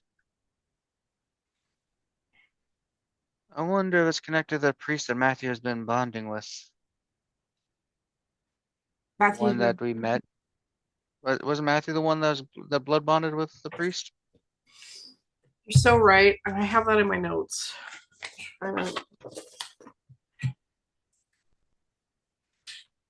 So, yeah, we might want to go check with that. That is a clue that we have now. Okay. I'm gonna, yeah. I don't know if I could try to do anything else. Like maybe that's the way to go. Like I could go up to Rook and also try to do it or think about Rook and see what he saw, but I don't know if that's gonna be any helpful than this. For what it's worth, you cannot force a premonition twice in the same scene. Okay, I think we should just If I call. give you one for free, it's different. Yeah, so let's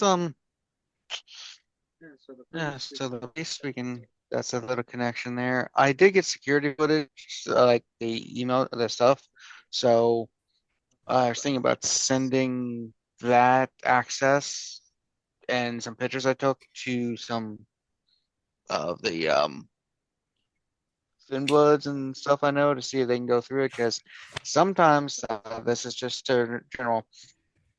There's this whole thing where people who are involved with crimes often like to see the aftermath things, kind of thing. So it's a possibility that someone in that crowd or whatever, we could see who was kind of roaming and stuff. But that's going to take a while to go through all that shit.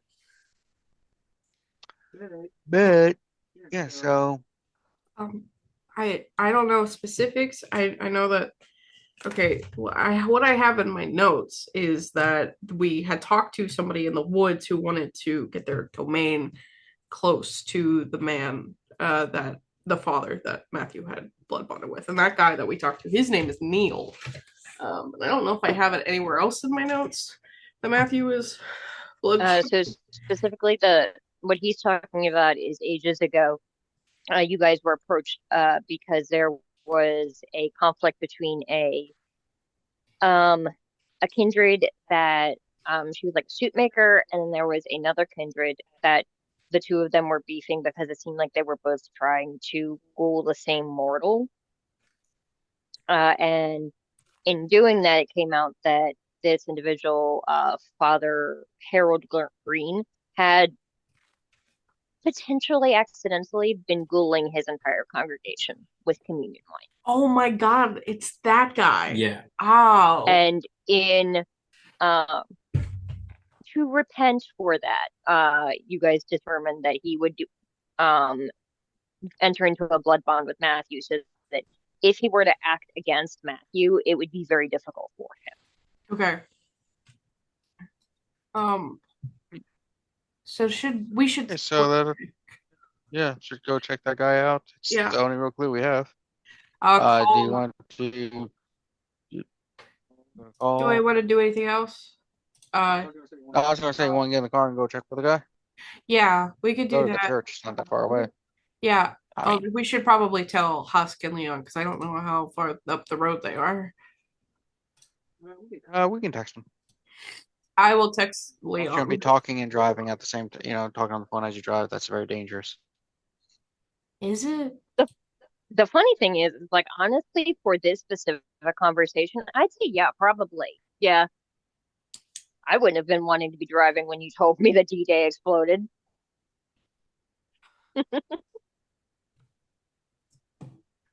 I'm sorry, Aya, but I'm not sorry. All right, so we'll get Poppy and Jada get into Yeah, what car are and you drive to with them. texting Husk and Leon? New clues. Found out. Oh, can you meet us at the church with that guy? And it's specifically the guy.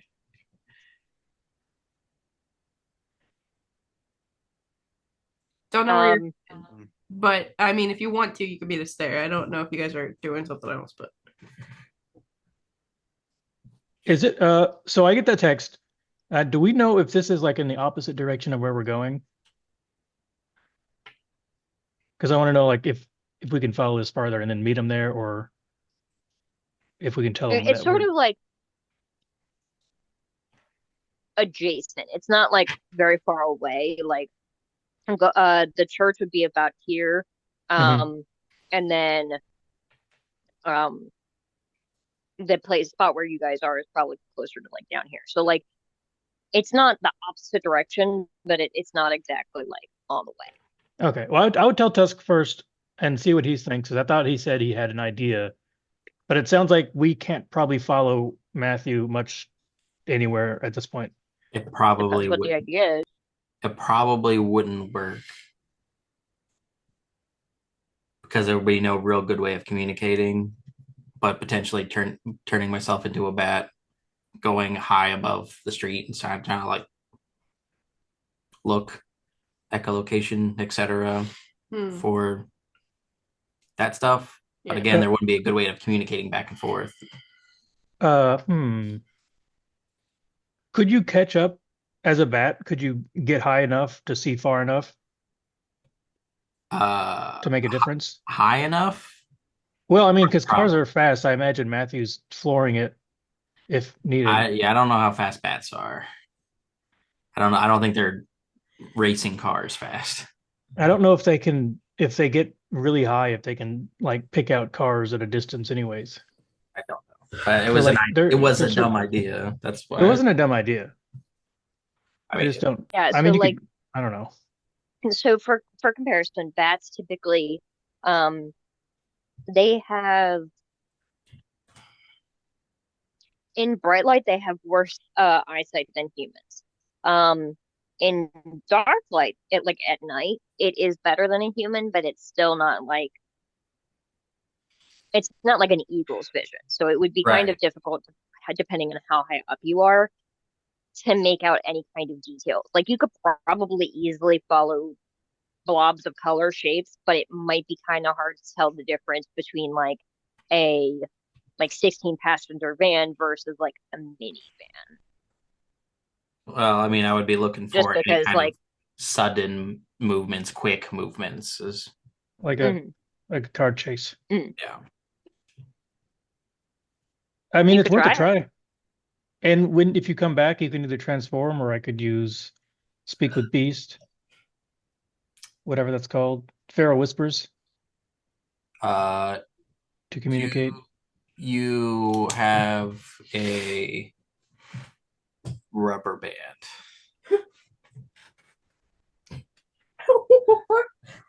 There's probably one in the glove compartment. All right, cool. He'll take out his phone. He'll call Leon, Uh-huh. and then I'll turn into a bat. I'm not hungrier.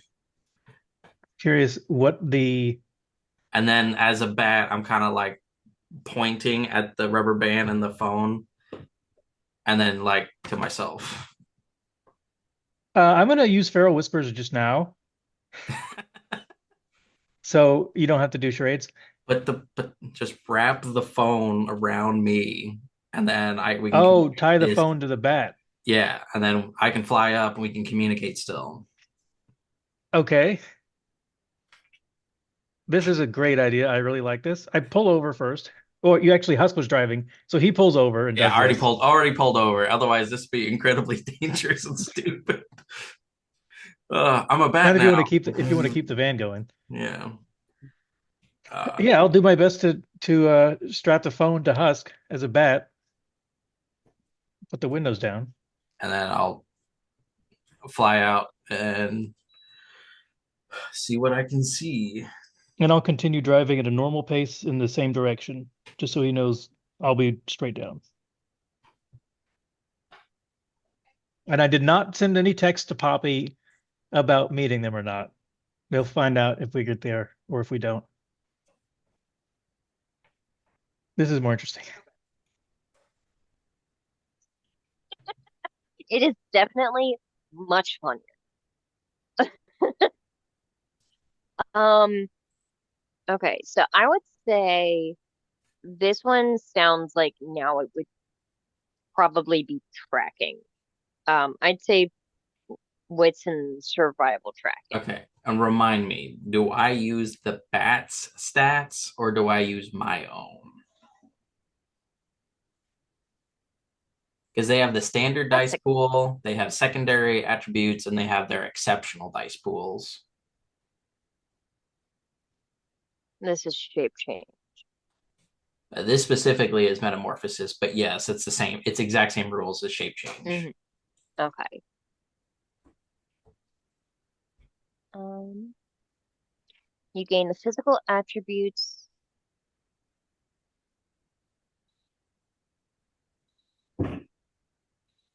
That was a firework.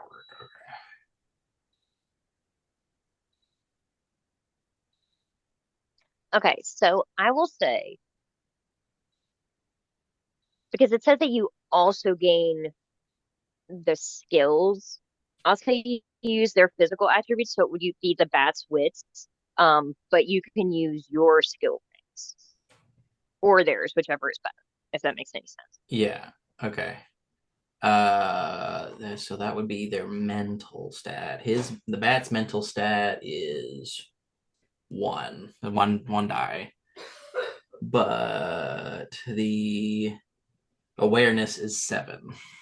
So I think that's a lot more than mine. That probably evens out comparatively.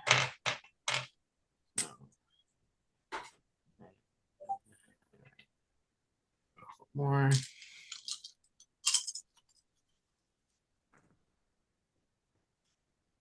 2, 3, 4, 5 successes. Yeah. So, you guys are on a phone call when this happens, right? Like you put it on so that Yeah, Leon can hear the squeaks. yeah. Yeah, and he's doing the Barrel whispers. yeah. Okay.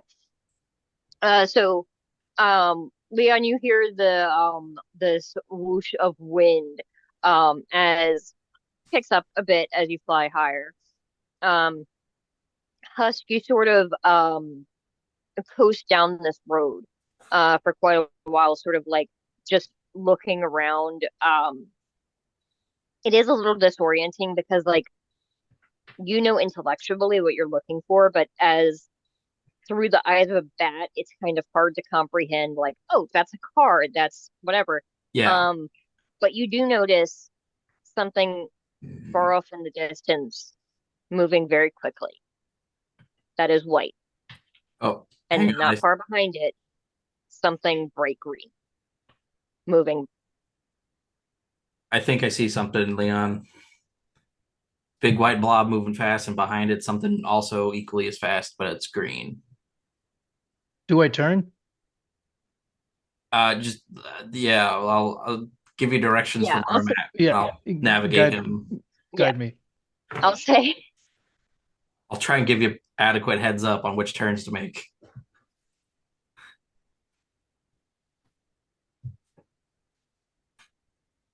this is the weirdest dice pool I have ever had to try to build.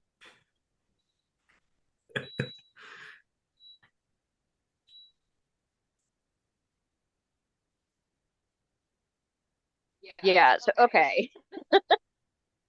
I'll say Leon, roll I'll say survival or drive, whichever is higher. I'm gonna assume it's probably survival. Survival. Um, and this would be probably intelligence to try and translate what the bat is seeing to where you are. All right. Could I use my hunting specialty that I have with survival? Because we are tracking. Sure, I'll allow it. All right. Squeaky That should squeak. help. I can re-roll regular dice with willpower, right? Mhm.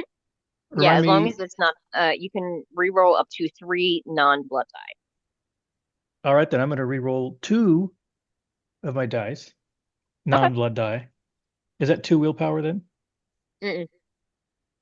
And 1 willpower lets you re-roll up to 3 of them. All right. Then 4 successes. Oh, nice. Okay. Yeah. I'll say that Leon, you sort of floor it, um, and zipping down this road, um, from above, Husk, you see, very slowly, I don't remember what color Leon's van is, but you see what you know to be Leon's van closing in on these individuals. I'd imagine it was. Um, Is it also white, Leon? But it has like stuff Like on it. like decals and stuff and like things. I don't think we ever determined mhm, explicitly, but it's not shiny. It's not a new New. van. mhm. It's probably pretty dirty too. But yeah, Either way, noticeable for sure. Um, and I'll say, just at the point, you guys get to the point where, Leon, you can now see, the tail end of this green car ahead of you, and it's hard to tell anything, but like you can't obviously see who's in the driver's seat, but you are pretty sure you see that the like passenger side window is shattered. Hmm. All right. Um, I will I'll follow him now that I know exactly who I'm following. I'm going to assume that's Matthew. mhm. I'll help him Um, chase. yeah. What's the bat doing? Just following along ahead? It's gonna fly up to the white van. Okay. Yeah, you fly closer to it. Let's see.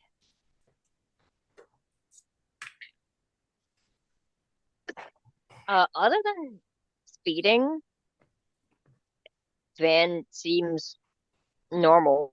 Um, it's hard to see anything beyond just like the top of it at the moment.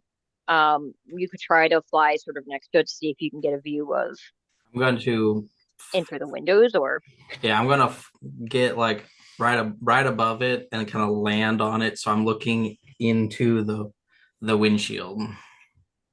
as a bat. Yeah, there's that motherfucker right there. There's two of them right there. Oh, they ran so fast. We got two raccoons that come into our yard. This is the most ridiculous roll. I'm gonna need you to do like a dexterity athletics check to make sure that you land on the car rather than the car hitting you because you're a bat. Okay, the bat has Oh no. the bat has 3 physical, No. and Go I away. have 2 athletics. No way, you're a stinky cat. What does it Rizzo say when he jumps off the light post? Let the lamp, not the rat. No, off the lamppost into the bucket. I don't remember. You're Sorry. useless. 2 successes. Okay. If it matters, they're both on blood die. Okay. It hurts. You're gonna feel that in the morning. But you are. That's a weird thing. Now I'm wondering how damage works when you're a bat. If you like beat Bamf out of bat if you've taken significant damage, like whatever, we'll figure that out later. But yeah, looking into this vehicle, you see a person. They're kind of like an old man, long graying hair, um, and like a blue button up. Um, and he immediately sees you and yells, um, and throws it harder. What? You sort of like have to sort of scramble to hold on to the edges of the. He speeds up upon seeing you. That's Effectively, like yeah. a bad Um, reaction. well, the other option is stop and let the green car catch up. That would be preferable, yeah. Um, Meanwhile, All right. meanwhile, I'll say JJ and Poppy can make it to the Shepherd of the Hills Church. Get out, go to the At this back time, door.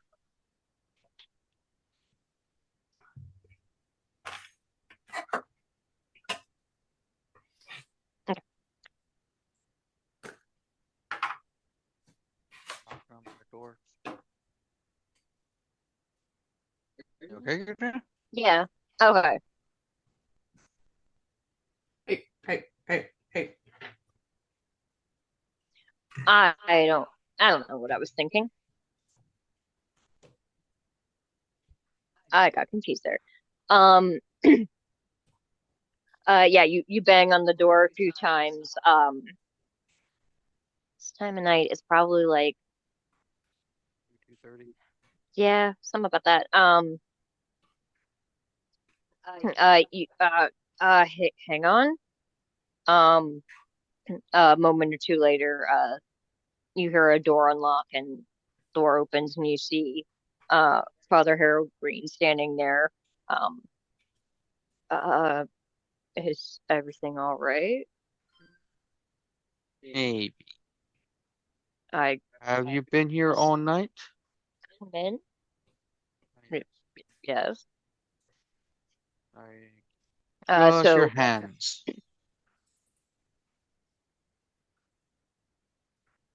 am I? Anything on the hands? I mean, they're not covered in blood. Um.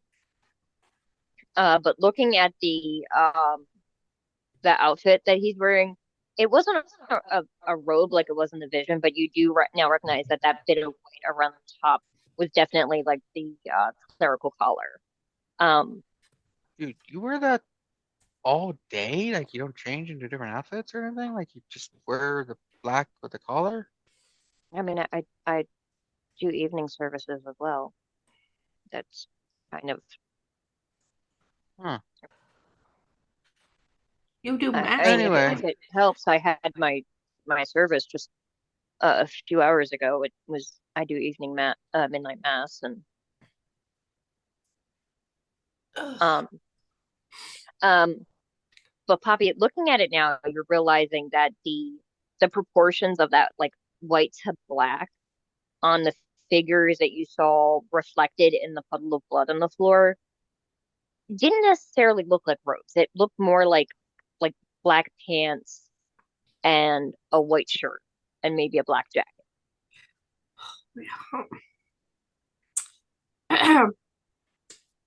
JJ, Um, I'm not sure that is this there is everything in. okay? so there was an incident at a place that basically at Elysian area, D-Day. You heard of it, club? I've heard of, yes. Yeah. There was an incident there, and we were investigating. And as you know, some of us have the ability to have visions of the world, some of our kinds. And one of the visions vaguely connected you to things, not directly, whatever, because visions are very interpretive. So the interpretation we had is you saw someone associated with you that looked a bit priestly and, pulling things together. So we came to check in to make sure what's going on with you, if you may have been involved, if you got mind whammied or anything. I mean, not that I'm aware of. What kind of vehicle do you drive? Uh, it's a blue Nissan. It's Is it actually outside? yeah. Let's go check real quick to make sure. Look out the window. No, I love blue Nissan khakis. Is this Uh, vehicle still there? uh, Father, maybe you'll be Looks like able it's to help us. I specifically, I could describe what these people are wearing. Um, like black pants, a white shirt, like a black, um, I could. coat. Okay. I don't know if you guys heard that. Probably not. no. Did Uh, they have suspenders or buttons? no, Were they wearing a hat with a beard? no. Oh, thank God it's not the Amish Mafia. I You mean, know I how figured, if Matthew's in trouble with one of the mobs or mafias, it could be the Amish ones that people underestimate them, but when they do show up, they cause shit.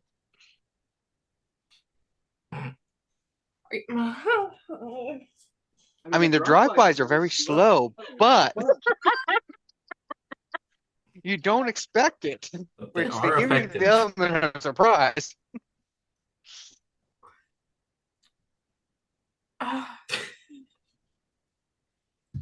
Do you know anything about blood catching on fire? Know anybody who does that thing? I mean, I've heard that can happen if VT is left out in the sun, but I've not ever experimented with it myself. Um, what do you mean, blood catching on fire? Like napalm? Hmm? Oh, in in my vision, I saw the puddle that everybody was standing around just catch on fire. They were in a church. I mean, there was like, sorry, I kick a pew. What's a pew doing outside? I just thought we were in the church. You're looking Standing around in the parking lot having this conversation. Oh, I kick his blue Nissan. Sorry. I saw that I mean, I'm pretty sure they were in somewhere. Like there was tile, so it wasn't like the sun catching on fire. But now thinking about it, maybe it's a metaphor. Cigarettes, yeah.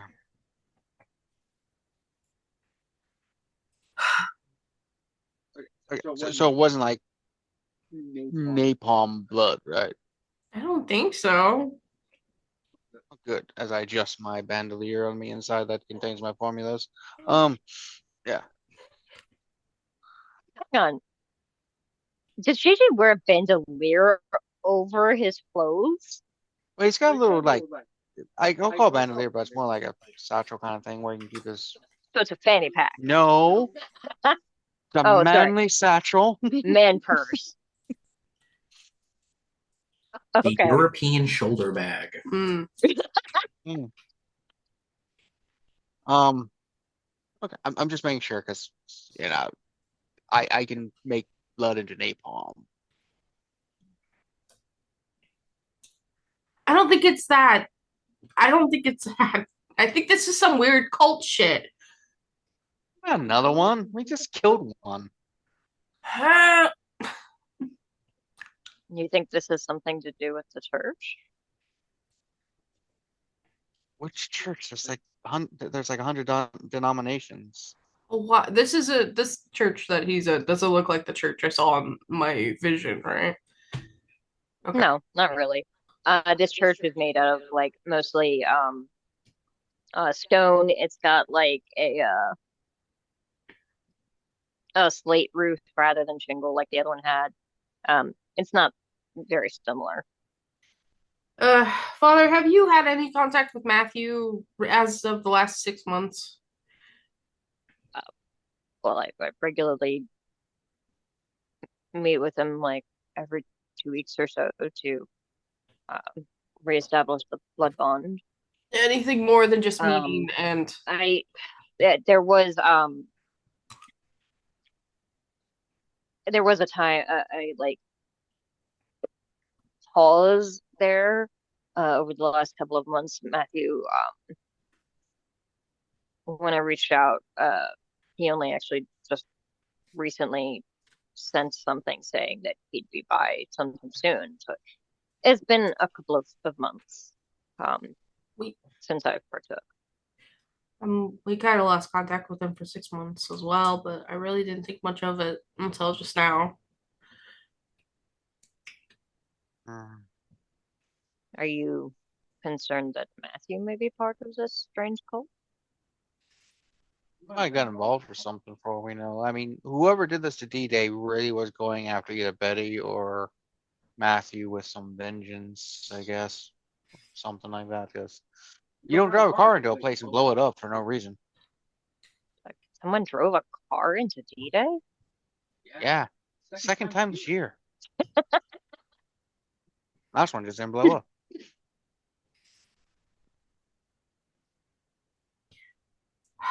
Well, at least we know it's not you. Yeah, but who is it then? Maybe Leon and Husk have found something. I don't know. Knowing them, they're probably doing something weird with like pigeons and raccoons or something. Probably. I think maybe I should try it. The scenes ended, right? So I could try to force another question. Yeah. I bet you that they both summoned a horde of like pigeons to go hunt someone down and are trying to figure out what's going on or something. Can they do that? I don't know what they can do. Killing and cut. It's Yeah, like kind of. Three Pigeons are cars useful. driving down the road. One of them has a bat on the roof. Bats inside. It's in my head. We actually could have done that. I don't know why we didn't think of that. I really need to feed after Hear on the this. news about a 12 Summon, car pileup. summoning a horde of pigeons is absolutely actually a thing that can Well, be done. it would take too much time to try to convince him to learn what a car was and how to find one. It's true. And then they I have to don't come back. Fine. Yeah, I don't trust pigeons to take direction. Can I first So Poppy, you were going to.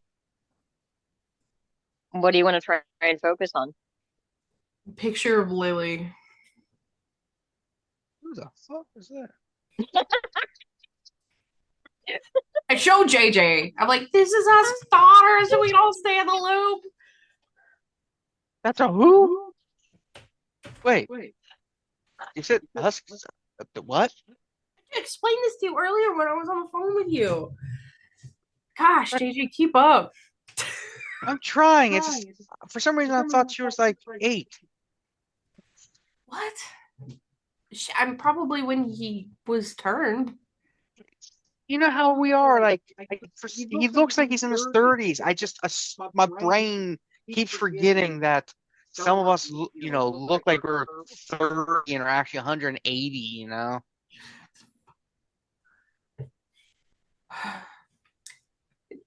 It's okay. You're like 90 and you look like you're in your 20s. You look good for your age. I'm 77. Oh, I'm sorry. I gotta eat after this. We're gonna need to pick up some fast food. I'm bad with days and times. It's fine, JJ. I'm just looking at this picture. Yeah. I'm getting back in the car. Okay, concentrate. Okay, I think I can help you. I'm massaging your head as you have with your vision. Oh man. Oh, okay. Well, that's kind of good. Go ahead. I gotta what the frick is it called? I just forgot. She got 4 successes, 10 on a blood die. And Messy critical. If that triggers Messy you. critical. That's the Okay. second time tonight. 4 successes, messy critical. You got this. You got this. You can do it. You can do it.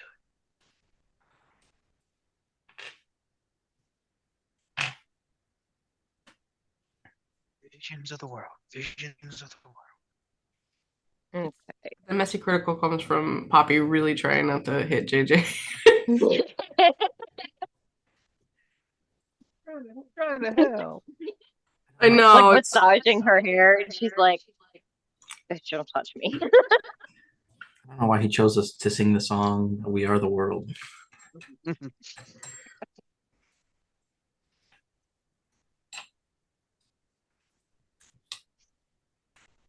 And you're just focusing on what about Lily are you trying to focus on, or like a question about her?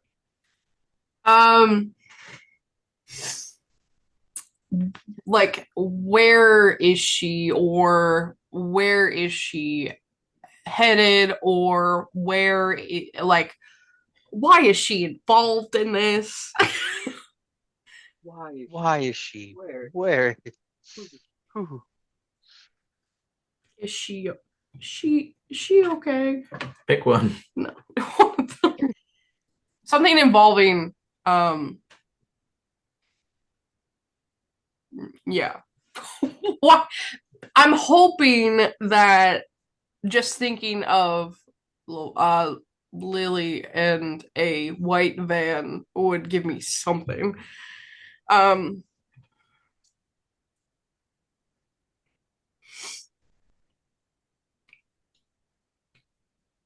Okay, so you're just focusing on like her in the van at the moment. No, I think I'll focus on her at D-Day specifically. Because Okay. I saw her. That's the photo I saw. Okay.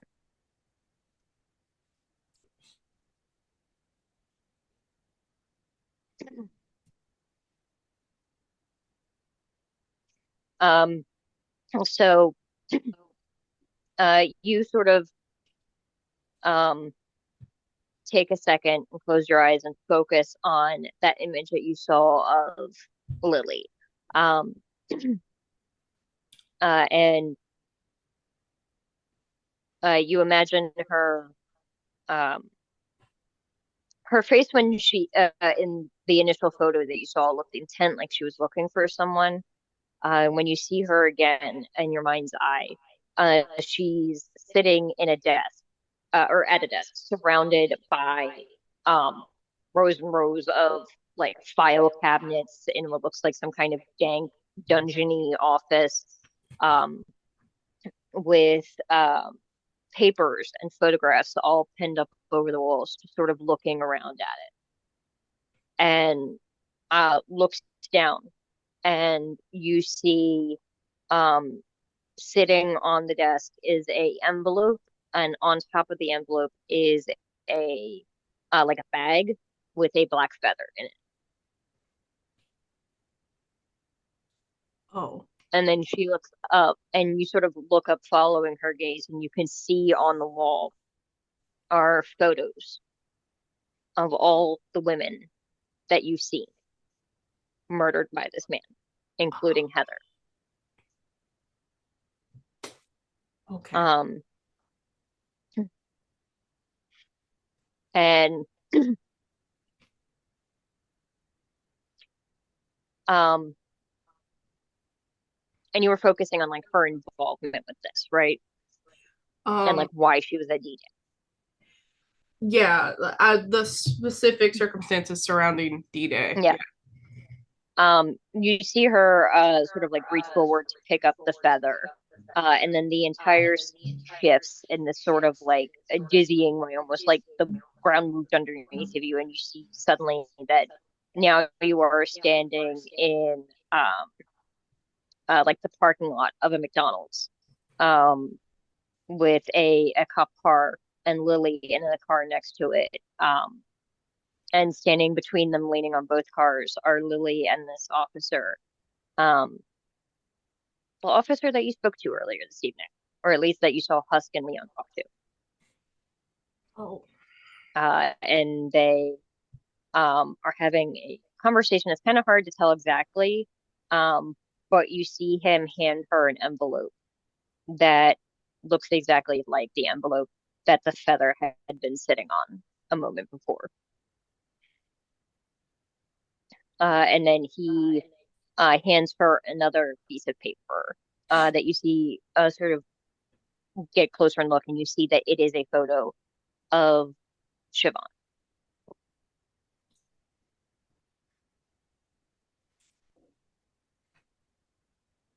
Um,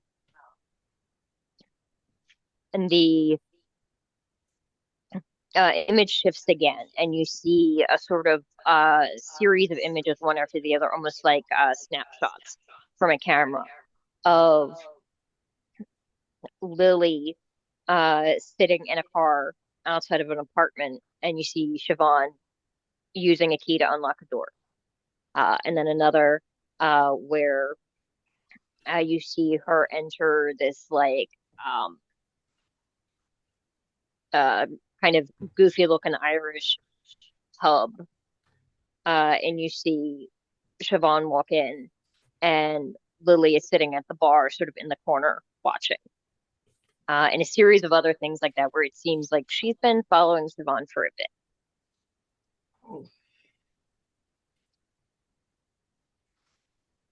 Do I get And the last one you see is you see that night. Um, you see Siobhan walk into D-Day beside Matthew. And then a few moments later, Lily walks in as well.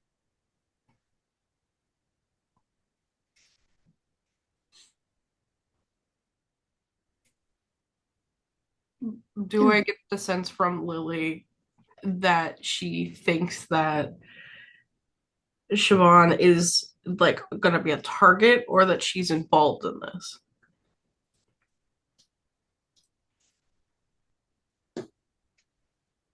It's unclear at the moment. And you focus as you try to like focus more closely in on the two of them, the sort of vision crumbles apart and you find yourself looking down at the concrete of the parking lot.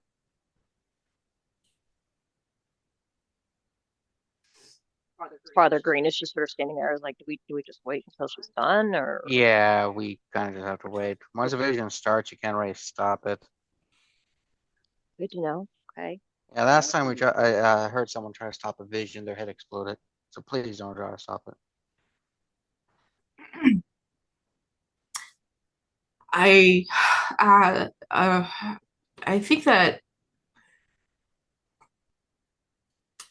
I think Lily is really attached to this case with the girls. I think she's Well, I mean, There's isn't this the case that her dad was working on before he disappeared? Then lots of people died. she just picking up wait, where is this about that woman that was murdered a few days ago? What did you hear? Well, I mean, there was reports on the news of a woman that was murdered in her home, and I've You haven't had any confessions from anyone, right? not regarding anything like that. Anything like that, it would So, be anyone reporting that they've been sleeping around behind people's backs? I mean, sure, but nothing That like might be interesting. I need those numbers. I need those numbers later. uh I if like I think Poppy probably would have taken a photo of the pictures that she and Willem had drawn. I'm gonna show them to the father and see if he. Well, JJ definitely had them. Yeah. oh yeah. Yeah, I'm sorry about the artwork. The person who drew them just can't draw shit. What the heck? Get them. I'm right here. Oh, I thought it was someone who drew. I'm sorry. I drew. I did. I drew. Well, okay, whatever. Do you recognize these people? Um, no, I mean, should I? Do you think that they're like, No, are they members of the kindred community, or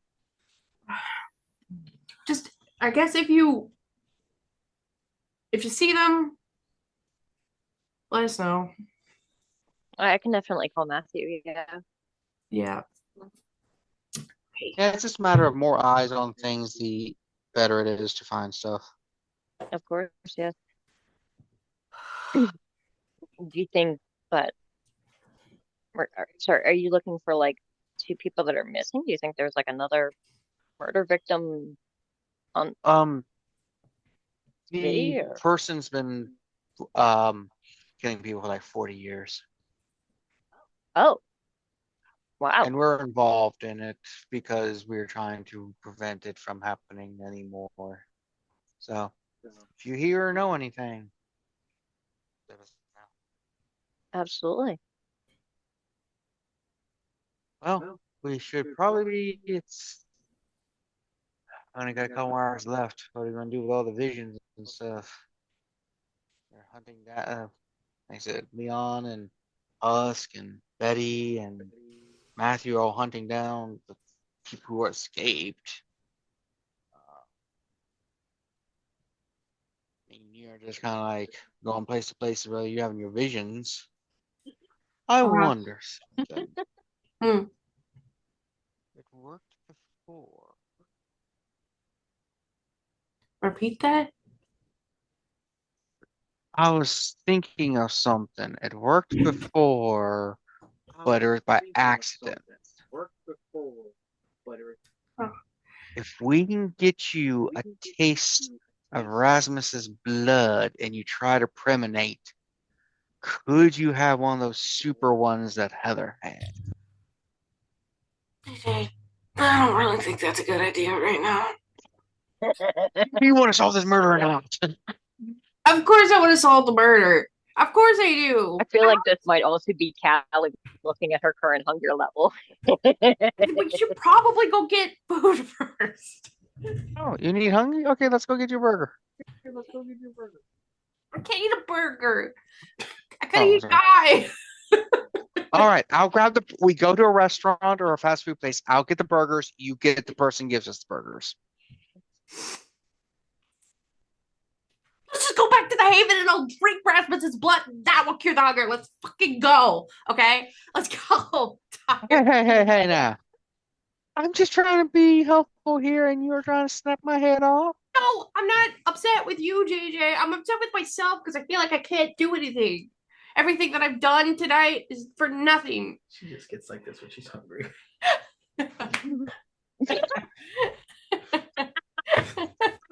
Okay, we'll drive. And you've done a lot. You've had some visions. You've got some information. I mean, the problem with premonition and stuff is, it's not concrete. It just gives you thoughts and stuff, and start to put shit together. And yeah, I know, but all that I'm seeing right now is that Lily was trying to pick up the pieces of what her dad had left. That's like she spent all of her time trying to figure out what was going on. And I stopped the car. It's like, where is? Do you think this is at Lily's house or the police headquarters for doing this? I don't think she's a PI. She's a private investigator. I think Husk said that she had her own Oh, office. where's her office? I don't know. Hold on. What's her name? Lily. What's Husk's last name? Husker. Why do you know that? Wait. It's Because we heard it from the freaking cop earlier. He said Husker. He said You weren't Lily there. Husker. You weren't there with the cop. However, it was on the paperwork when we brought him for the police station. There. the Lily Husker PI looking for her address for her student. Oh, maybe destroying the world. Baby. Be careful. She has a tower and is in search of dice. I've completely paused and taking notes. Because you're out. No, because I was distracted.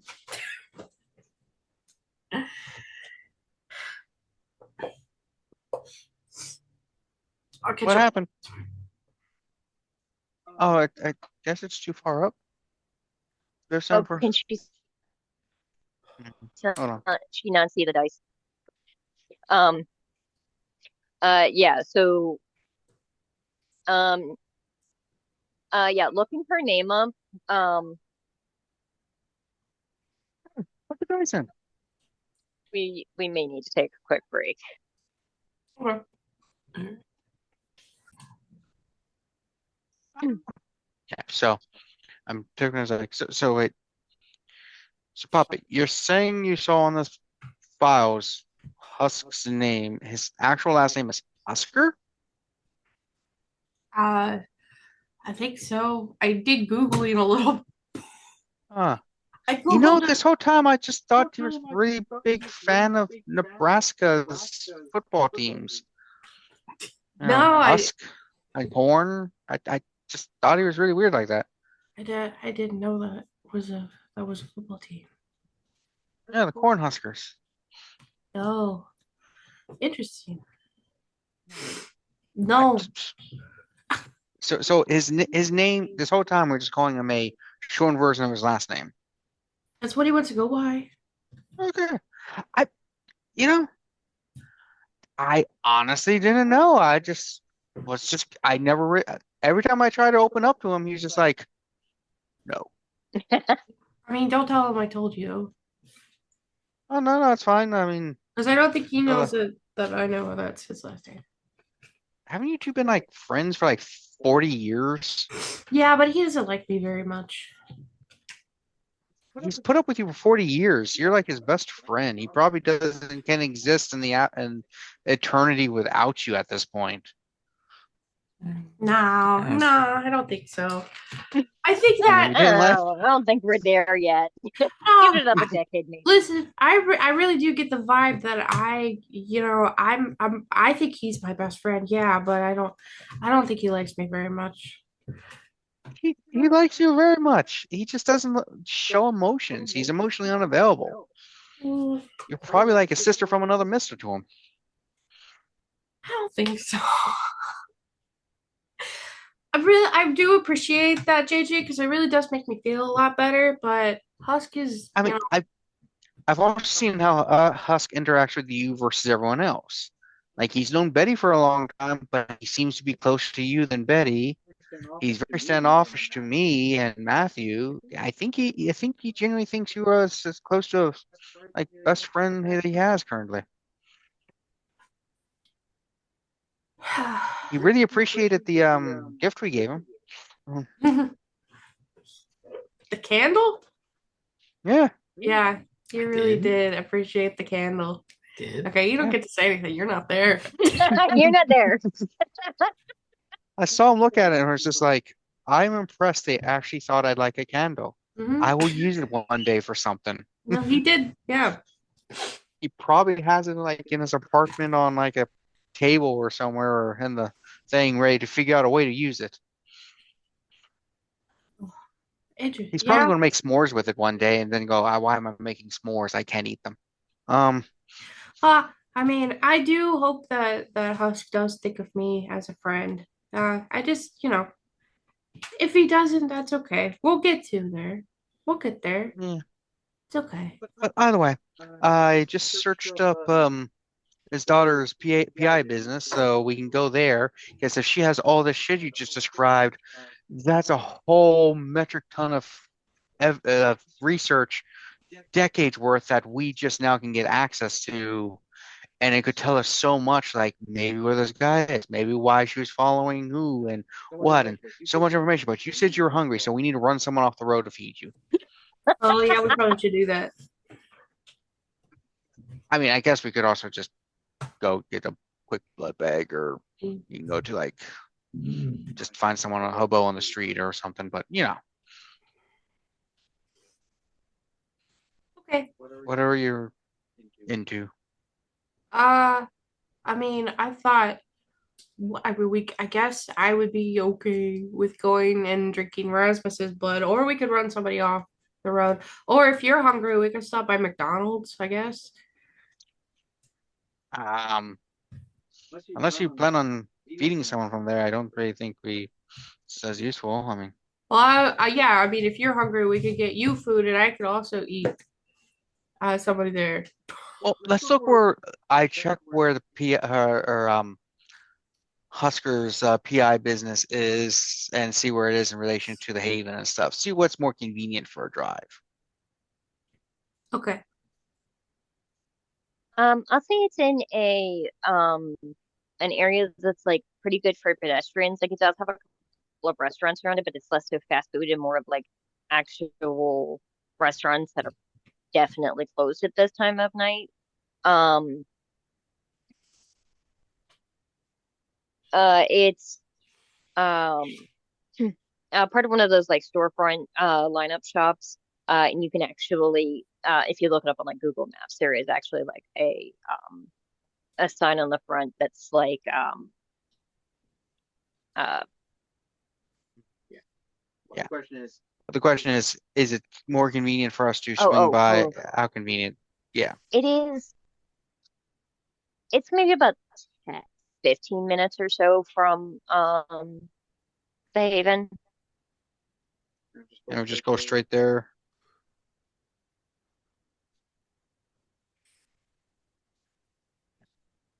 I'm just trying to figure out which was the easiest path. So what are you in the mood for, Bobby?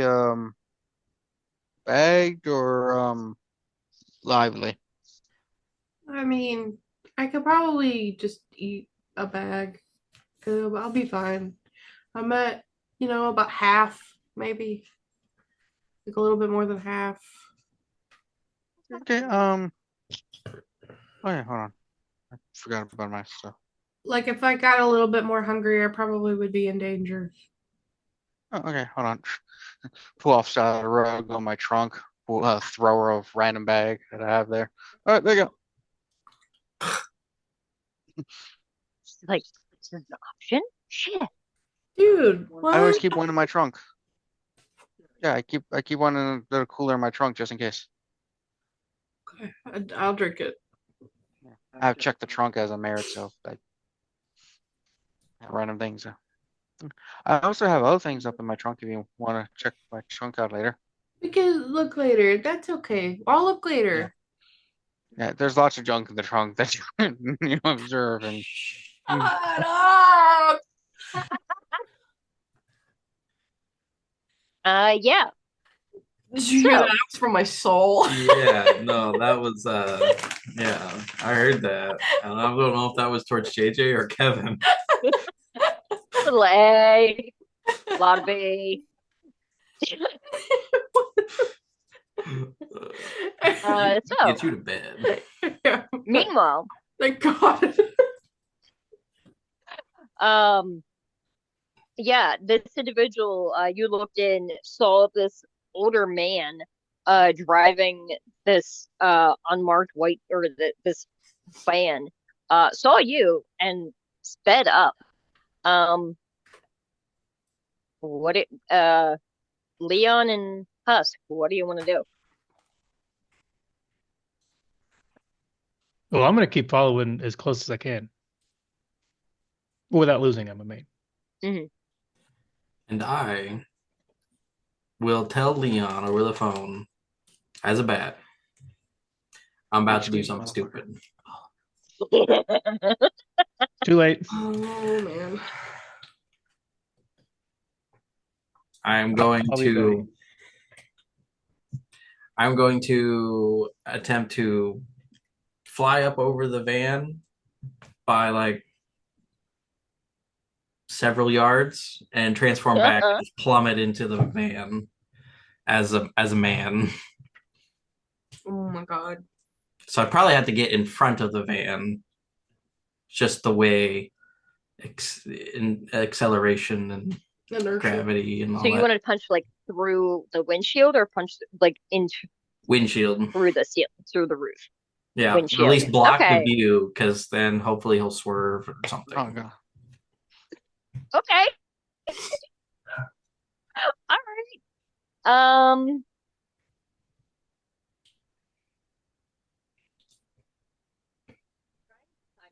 Trying to time this just right.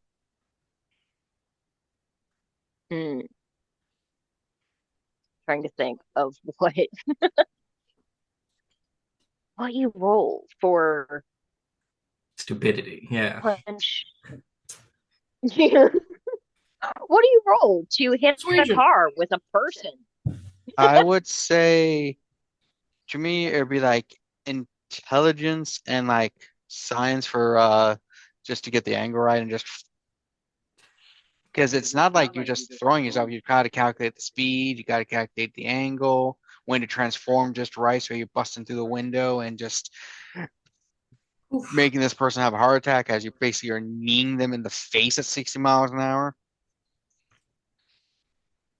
I just got to hit the window so he can't see. I'm not trying to do anything like super specific. What could you get in front of Yeah. it with like a bat as a bat? Sorry. No, do your thing. I don't want to get hit with the windshield wipers. You're not there. Not there.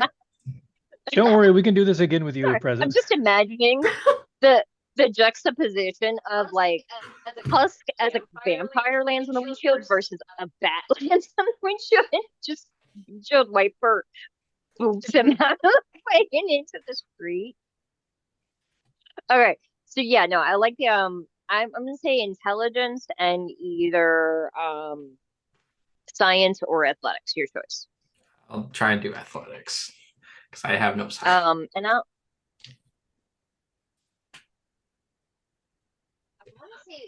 I want to say because this is a mental, you can use your intelligence Okay. Mhm. instead of the Oh yeah, I you don't always know. use yours instead of the animals. That's you're not super dumb. Okay. Well, Well, I mean, Hang on, let's not get too hasty. You are just running into someone's windshield at 60 miles an hour. Really. I could absolutely fuck this up, and like as a bat, I get caught by the wind and transform about 2 feet over to the left of the car and just eat pavement.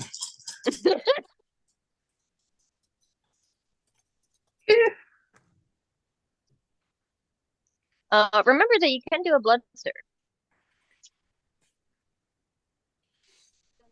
Don't know what your hunger is looking at.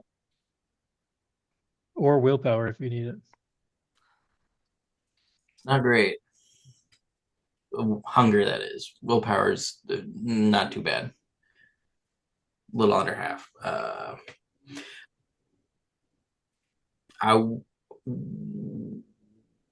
will try to blood surge because that's a rouse check, right? Yeah, so blood surge, yes, you do a rouse check and then you add 2 dice to your pool.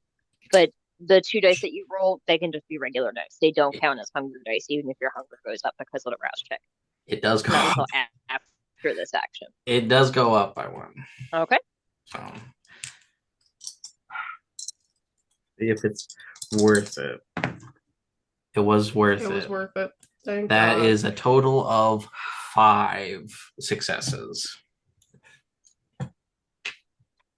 Yeah. Again, So I Leon, I tell hear Leon, yeah, this he's oh, I'm about to do something stupid. And then my God, he sees up over the cars. there is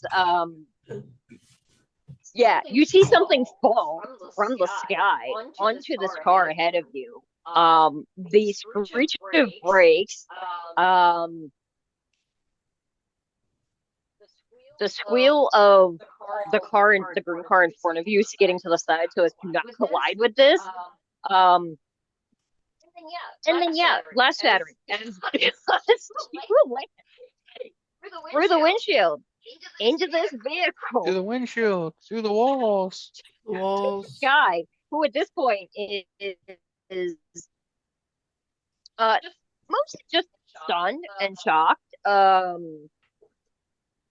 Yes, probably bleeding a bit considering you just shattered his windshield and landed basically directly in his passenger seat or on top of the guy. You know, somewhere between driver and passenger seat. Passenger seat's funnier. Okay. Yeah. And because it would be funny, I need you to do a hunger test for me. Or a frenzy test rather. So it would be your willpower, your current willpower, plus a third of your humanity. So current willpower plus 2. Okay. Oh no. Does it matter if it's we don't use blood die for this, right? Yeah, willpower test. Yeah, willpower tests don't use blood die. All right.